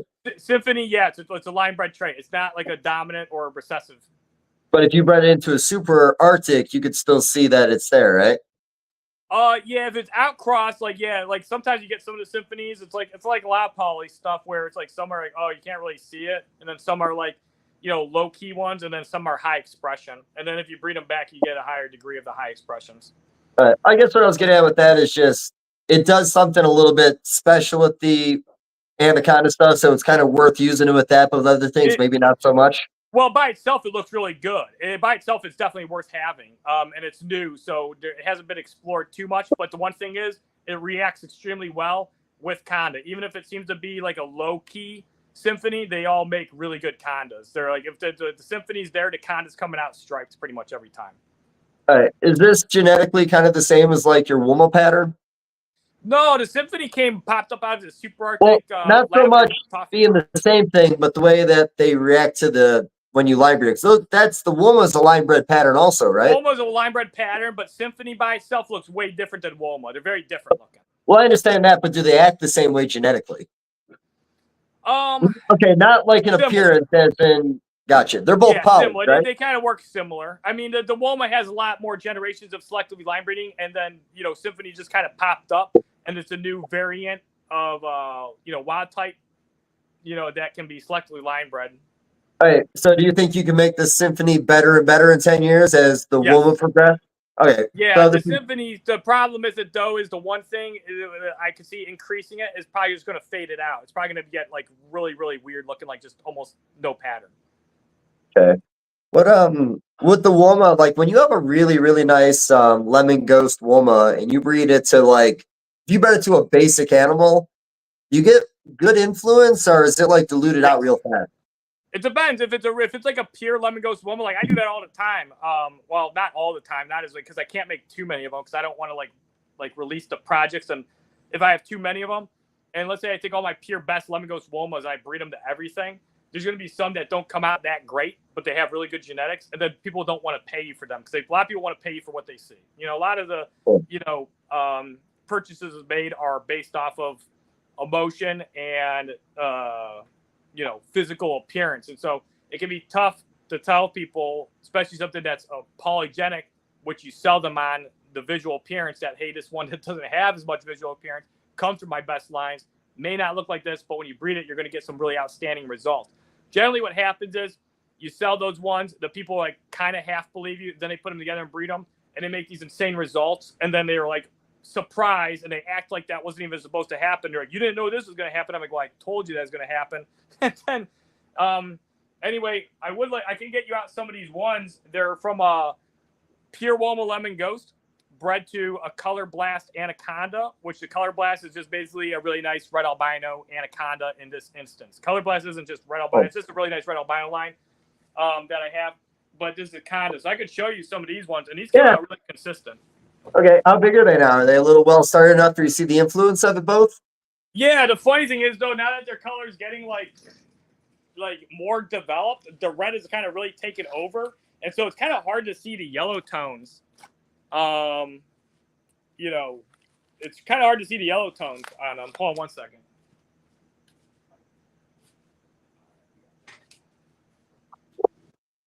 I love dead air. Let me see here. All right. So I'm going to try to get one male, one female. And these are condas. And the funny thing is, man, every conda I've made, and I've made about like a dozen or 14 of these from this same exact pairing, they all look like this. And I don't know how well they're going to show up, but they have like sharp gold yellow background. The stripe, if you look at it, is like mahogany deep red. And they have blurry sides from the Woma and the conda reacting together. And they're like striated. And then their tails, it bleeds off like this. And this male, every single one I have, man, is like, they're so consistent. I was very surprised by that. So blurry Woma walls all over the place, real gold. And then look at that, like kind of like striping down the back. So that last one you just showed off, tell me if I'm wrong, but weren't there some animals that were posted within the last 10 years from some of your Woma stuff that made these like really cool zigzaggy animals? Yeah, you're talking about like just like a really nice high quality Woma where they basically turn into like stripes. Yeah, these almost look like Jermaine made some using some Woma from my line and breeding them into Granite Jungle Woma stuff from Kevin Rhodes. And he made some really awesome striated, like what they'd refer to sometimes was a separate lineage, but they call them spider hognose. And a spider hognose, that trait was mostly lost. There probably is some descendants and fragments of that original lineage left in the community, but not much. But the spider was a very, popular polygenic phenotype that people would talk about. There's only like 2 or really 3 real nice ones, and those pictures were from like 2003 or something like that, 04, and people would talk about those ones all the time because they basically looked like a Woma that was they basically are like a variation of a Woma. It's just a different lineage of Woma. It's kind of like if you have 2 different lineages of red face. But anyhow, those ones were like really connected, and they made them like striated and like really like striped on the back, and then the sides were all kind of together. And yeah, my pure Womas into these color blast condas, they kind of have that similar appearance. Do you post many pictures of these? No, this is like a secret project. Okay, I'll be honest. I think that's actually really fucking cool. I didn't expect that at all. I got here. I'll show you a couple more. The funny thing is, man, is how consistent they are. And I show some people them, and then some people are like, nah. They're like, well, the price on them is like kind of high. But I'm like, well, Yeah. I read a pure Woma Lemon Ghost, which like I don't care what you say, it's just true. You can't really go out and buy a pure Woma Lemon Ghost. I'm the only person with them, and I'm not really breeding peer to peer anymore. So you really can't really get peers anymore. There's only a handful of people that got peers, and pretty much everybody got a peer. They only got one or two, and they got them of the same sex. So they can't even make more peers. They can make high percentage ones by breeding them to other lineage animals and then back. But a lot of people too, you know, they want to be able to like, you know, make some of the best, you know, stuff with these Womas. And they're, you know, getting whatever lines they can. And some of the bloodlines are good. The one problem is like there's certain bloodlines that they've thrown some Womas that are really good, like really, really nice. Like I'm not gonna say you pretty much figure it out, but anyway, there's some Woma Lemon Ghosts that have been made from those lineages that are better looking than any Woma I've made. So here's the thing: you might think I'm biased. I try my best. I don't even really have to try that hard because I like to be honest. These Woma Lemon Ghosts, some of them made, are better than any Woma Lemon Ghost I've ever made. And here's the thing: I still prefer mine. You want to know why? Because mine have consistency. They have like 2 or 3 like that, and then there's these other ones that are not as good, and these ones that are like a little more erratic. And so you have this outcross lineage that's giving you not as as good of a result. Now the thing is, I'm not saying those ones aren't well for selectively line breeding purposes. You're not getting the same good as results as a peer. They're still very useful though, and they'd be really good ones to breed into other Woma Lemon Ghost lineages, and they're ones that would be really good to be bred into mine or Granite Jungle stuff. You know. So anyway, but because there's people that are like, man, look at this one. I'm like, yeah, that's better looking than anyone I've ever produced. But they made like one like that out of like 50. You know, I breed my 2 pure Woma Lemon Ghosts. I'll get like 20, and they all look like there'll be like one that doesn't look that as good, but it's still really decent. And then the other 19 will all be like almost perfect quality. But the one thing is, they're starting to get to the point though that my pure Womas are getting a little too inbred. Like my Woma females are having a little bit of fertility issues. So I'm like, all right, because I can only make pure. Oh, these are pure OGs. These are basically from Woma to Woma within the same lineage of Woma to Woma to Woma to Woma. So these are like essentially like true pure animals. But that's the thing too. Some people are like, there is no true pure, and I've always said that too. I've said that many times. You know, it has to start out from an original base, but then you get to a certain result, and it's from that initial lineage, and you're breeding within that same group. And those are the start of like that pure lineage. And is it technically 100% pure? No, it's not. Like unless you started all from like one group of animals and you go to like F7, F8. But I'm not doing that. I'm not going to like brother sister generation that high. But let me get some more of these ones I was telling you about. So I'd say this is the worst looking one in the whole clutch, actually.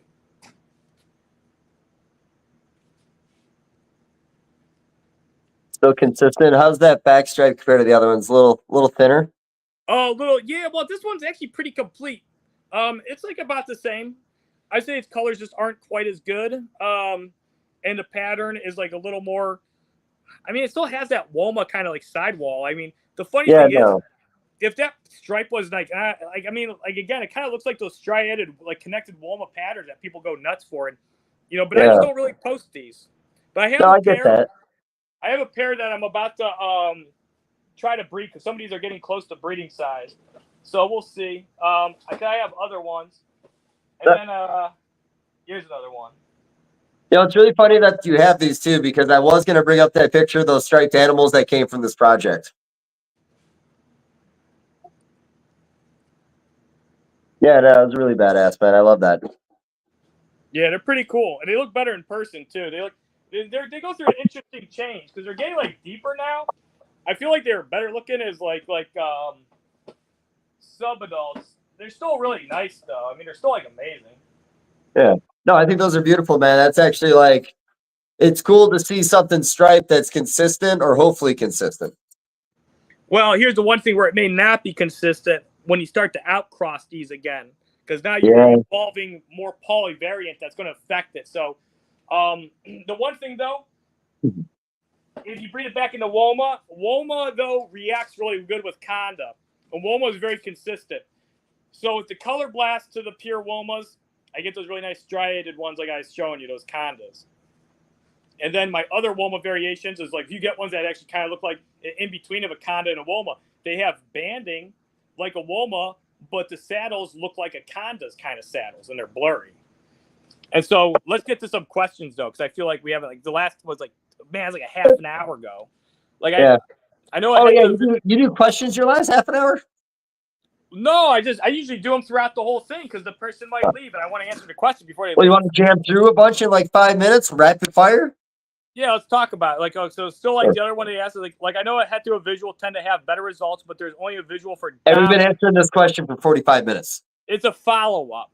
Like, if you're going to breed for a super Arctic, it's better to do Arctic to Arctic. No, that's like, because the thing is, incomplete dominant traits are very outcrossed, and it's not always better to breed a visual to a het.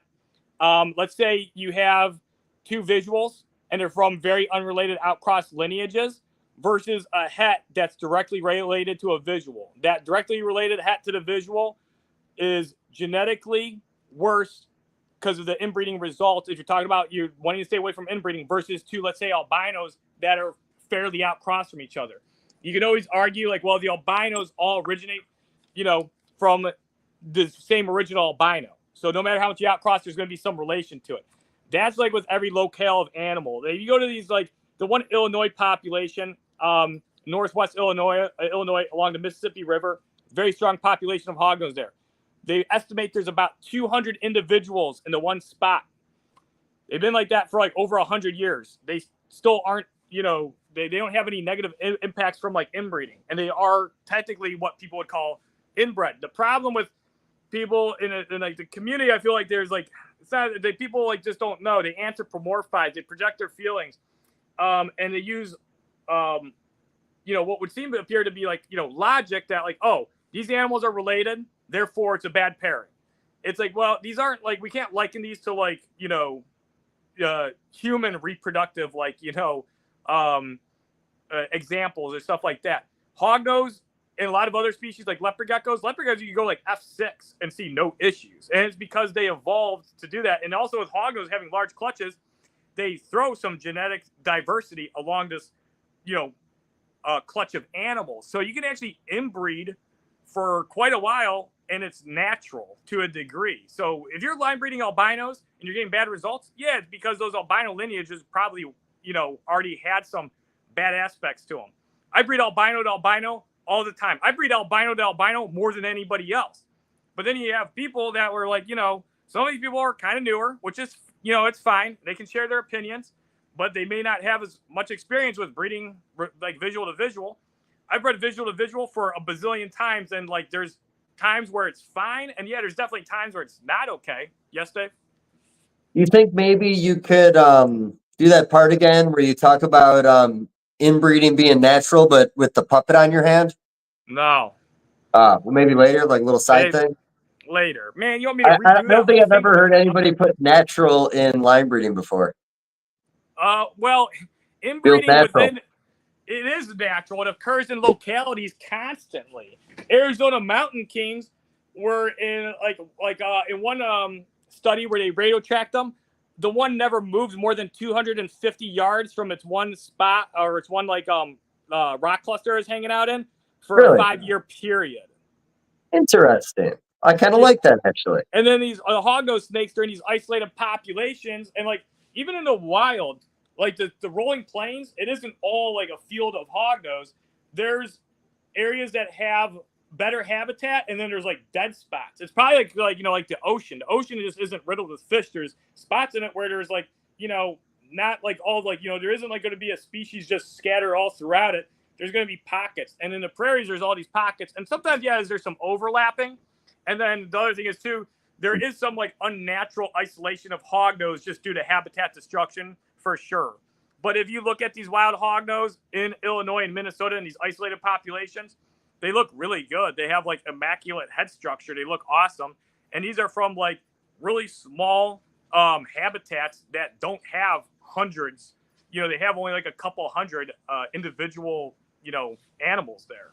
Yeah, but you did say that Missouri population does have a little bit of a scale, kind of. You could tell they're a little different. Yeah, I hadn't seen any issues up until the guy was talking to me at the Reptile Talks after I gave my talk, and he started talking about the Missouri locality being gloid eye, and I'm like, they're not gloid eye.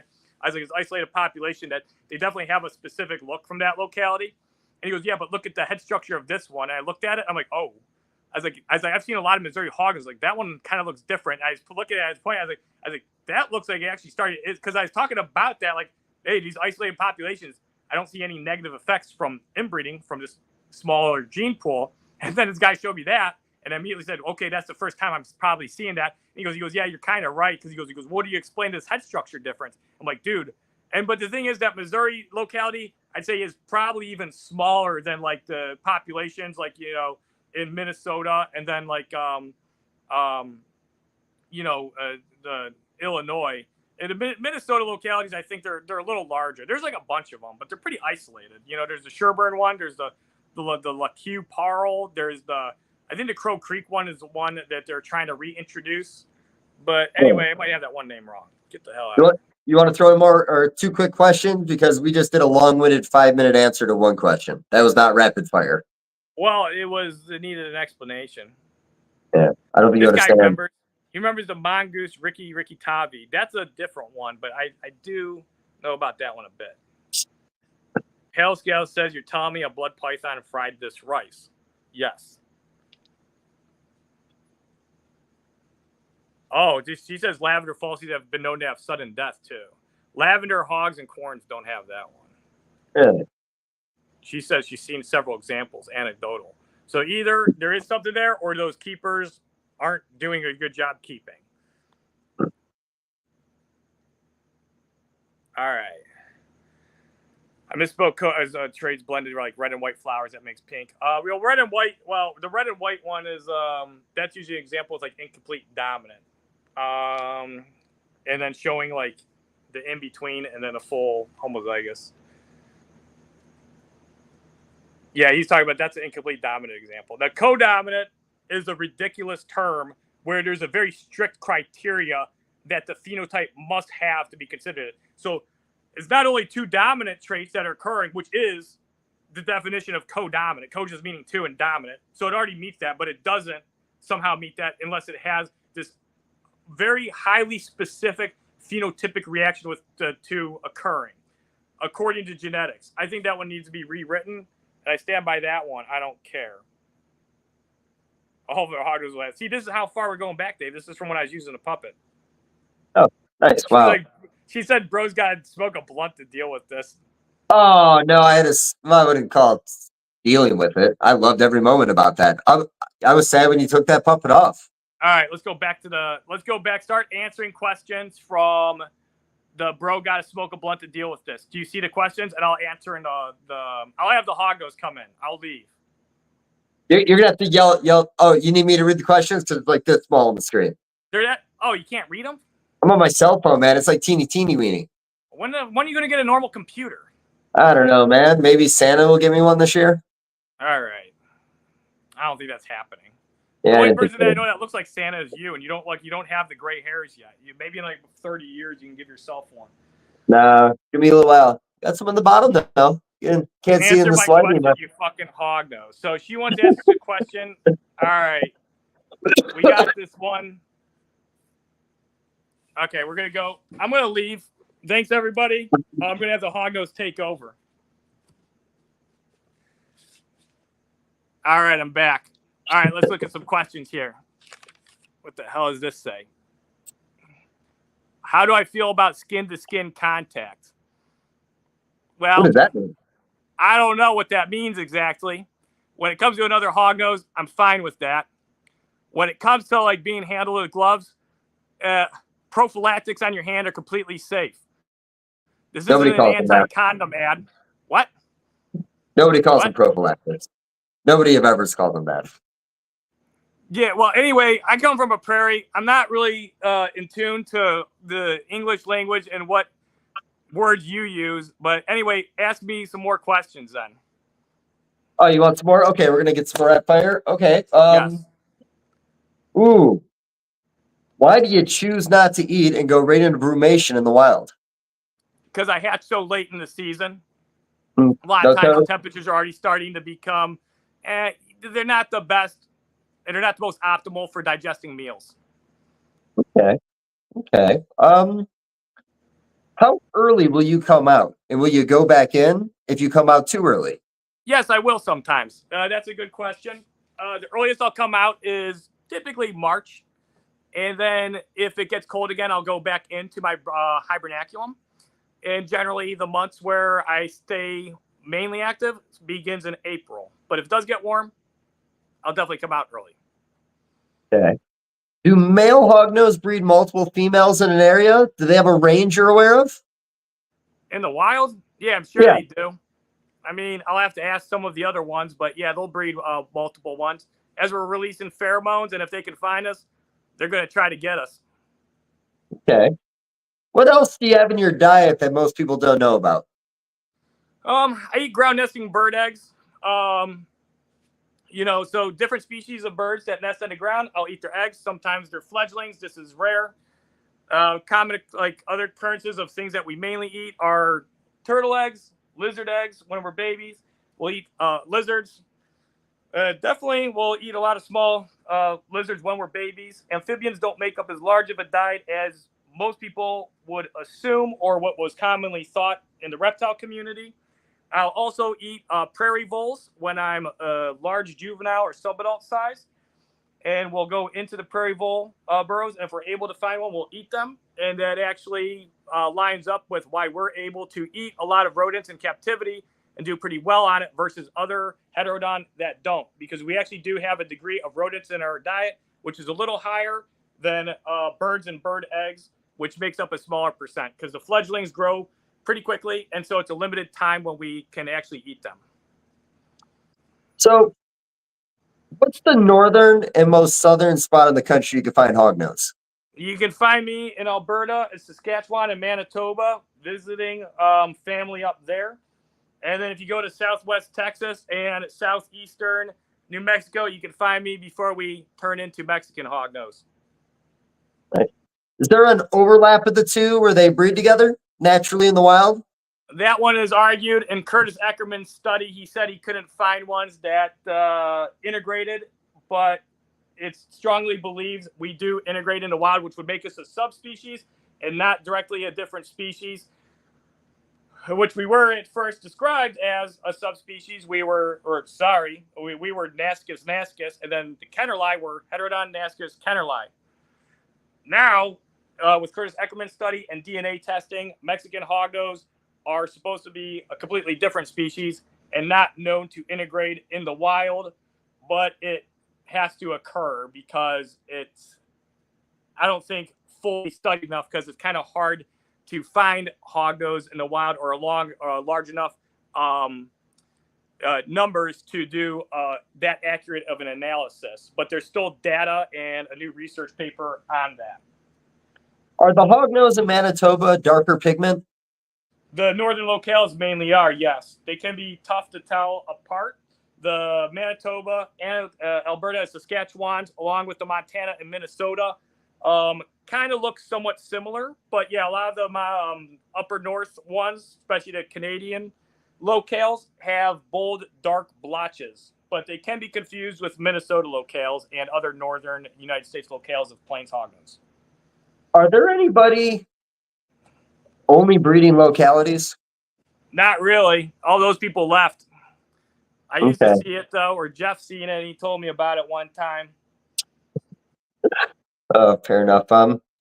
Well, I'll be honest, I want to save some questions for later, and I think we peaked. All right. You don't have any other questions at this moment?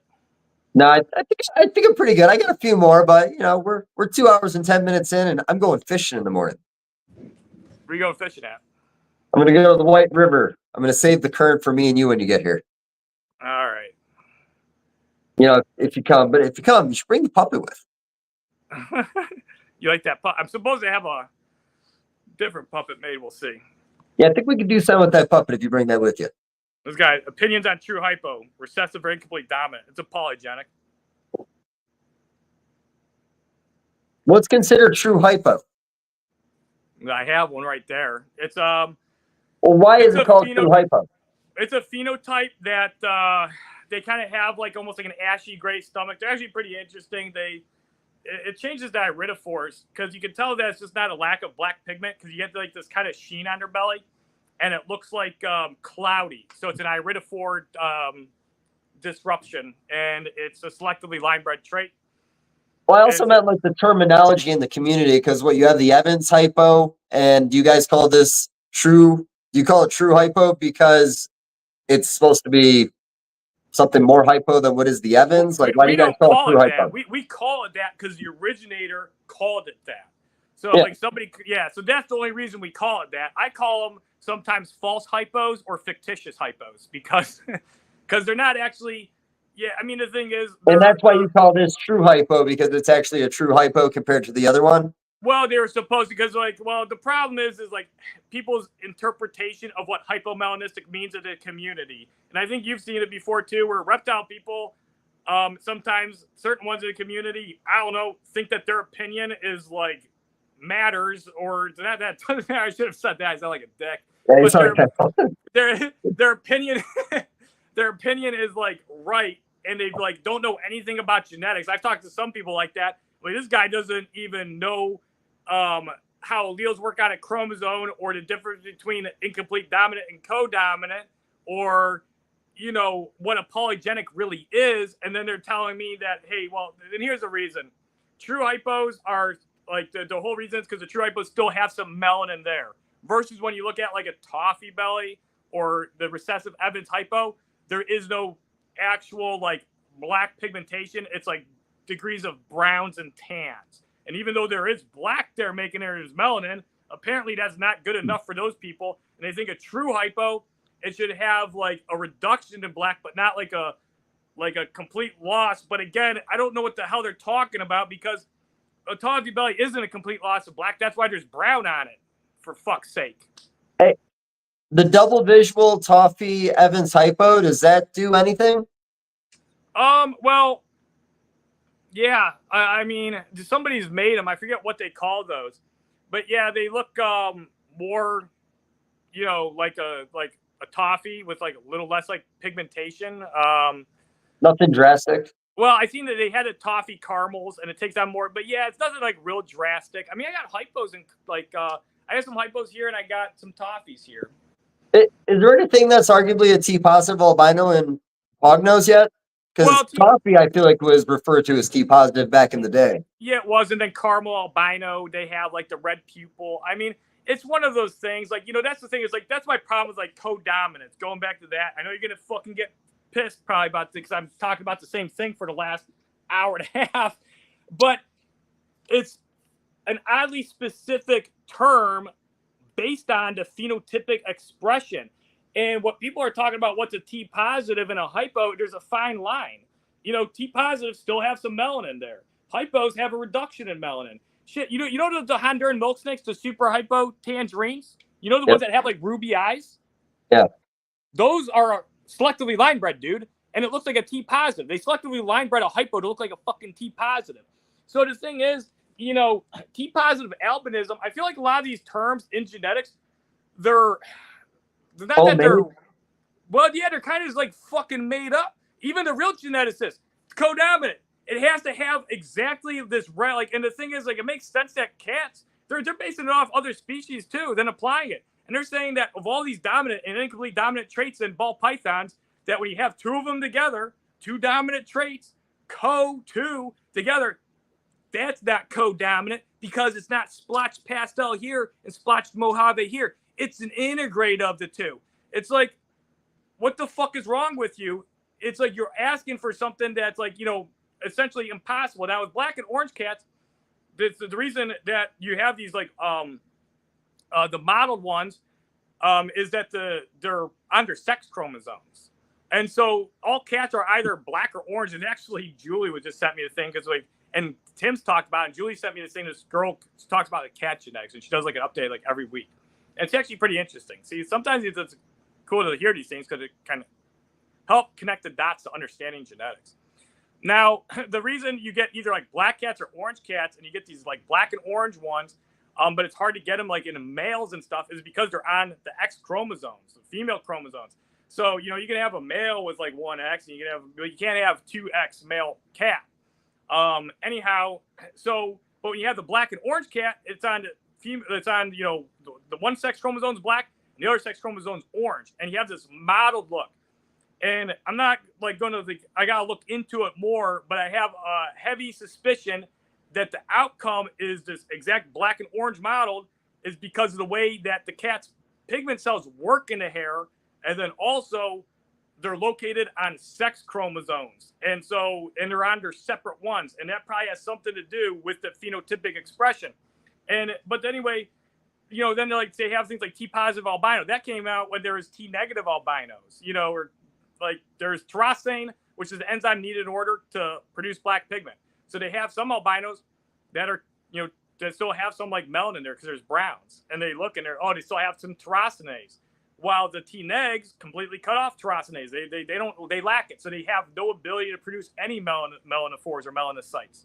But then there's a spectrum, and here's the thing: I've always wondered too, for the longest time, I wonder if there's a big difference between T positive and T negative. One's just a more extreme variation, and then you have the candy ball python and the toffee, T positive. You breed it to a T negative, you get visual albinos because they're allelic, because they're mutants of the same allele. They just affect it's just a different expression of the mutant. The one's full blown, taking out all the tyrosinase, and the other one is just taking out a large portion of it. And so basically, you're just good with the T positive and T negative. You're really just saying that one has the ability to express melanin still, and the other one doesn't. So I think it the Abbott milks that you could do T negative, T positive, and you get an even ratio of each. I don't even think I'm close on this. I think I'm way off on this right now. You probably get albinos. It's probably allelic, and you probably have that same. Well, I know it's a real thing. I just can't remember the fucking species. Are you talking about corn snakes, the ultramelon? No, I'm talking about milk snakes.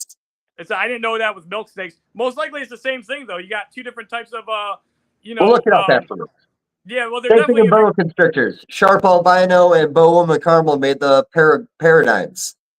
Oh yeah, that's a weird one. I remember you telling me about that one. I don't remember that one much, but that was an interesting one because there's say that again. It's which two? Sharp T negative albino, which is a darker, like, you know, you can tell when you look at a call and a sharp, you know which one's a sharp. It's a little darker pigment, nicer oranges. And then you had the boa woman caramel, which was its own recessive project that practically looked like a normal, but it was a T positive, but not quite what a VPI is. More of a richer tone to it in the boa caramels. So more of a caramel, I guess you could say. But yeah, they Mike and basically boas bred them together. And very first litter, every animal came out visual T positive, but a lighter version, almost like a VPI. It was the poor man's VPI for a while because everybody had sharp albino. So they're allelic, and so but anyhow they're allelic, and then the T positive allele is doing what it's doing, and the T negative is only doing part of what it's doing. It's completing it, but it's not taking out all the. Obviously, the T negative isn't in there as full expression because it's only got one, but it's completing it, and that's just showing you that the T negative works in a very similar manner. It's a mutant of the same allele, and then when it's sharing it with the other one, is they're combining to make a visual, but you have the separate mutants that are working in unison, and the one mutant still allows melanin through. The other one's supposedly completely negate it, but now since it's working with the one that lets it through, it makes sense that it looks like a T positive, but you're even saying that's a lighter T positive, right? Yeah, it's a way lighter T positive, kind of a little closer to the VPI, but not quite. Okay, so there you go, and that's the thing. It shows you right there. These T negatives and T positives, they're just different mutants affecting. You know, they're basically just variations of the same mutant that just have different. You know, they're on a different spectrum. One's just completely wiping out, and the other one is like partially wiping out. But that doesn't mean all T positive and T negatives are allelic. It's just some cool examples with like the ball pythons, and then now with the boa woman caramel. BWC, buddy. BWC. It's woman. Boa woman, like a boa woman, like woman. Yeah, I know that. Why do they call it that? Well, whoever starts anything, call it whatever they want. Yeah, right. So it's boa woman caramel, and then the sharp albino. Sharp albino, yeah. And also, you know, Joe Ball over in Australia doing all the blue tongue skinks. Yeah. You've seen some of the pied-sided ones he has where they're low white on the side? Yes.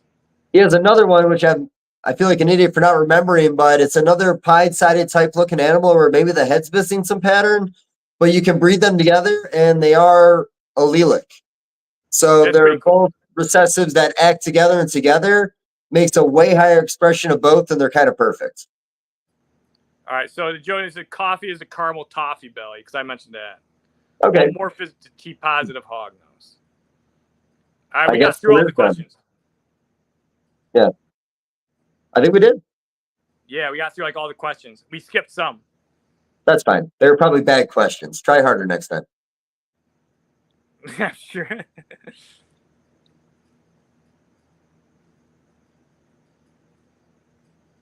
And I can answer this one on behalf of the Hoggos Trinity. The Hoggos mistook you for food. It associates you with food because you bring it food, so it thinks anything attached to you could potentially be food.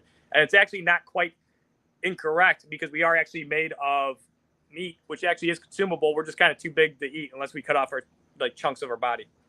Sold a hog nose to a like 6-year-old one time, maybe 7-year-old. The first pet, family was all there. And you know, I kind of warned, like, you know, certain dinners you eat, you want to wash your hands afterwards. Well, the next show I asked him how it was going, and he had mentioned that it had bit his finger, but he had shrimp for dinner and he didn't wash his hands after having shrimp. I mean, it probably helped. I mean, Hoggos do like, you know, strong, like kind of like fishy smells. Yeah, he had a very HSA rating on his hog nose had, I don't know, it's Yeah. not great. Did you make that or did you buy that? So my dad helped make this for me. I didn't make this shit. You know, my dad makes stuff out of latex and all that other stuff, so I had him make Yeah. it. So. That's nice. It's good. Very good.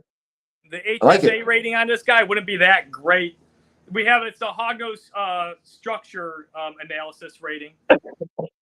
So Yeah, they but- have PSA on cards. We have HSA on hog nose. Interesting. Are you ready to wrap this shit up so I can go to bed? Yeah. All right, let's go to bed so Dave can go fishing and so I can work on hog nose. Thank you. Thank you so All right. much. I'm gonna take off. See you, Dave. All right. Bye, Appreciate everybody. you guys. Later. See you around. A minute. I have to hit end stream. I have to hit end stream. End.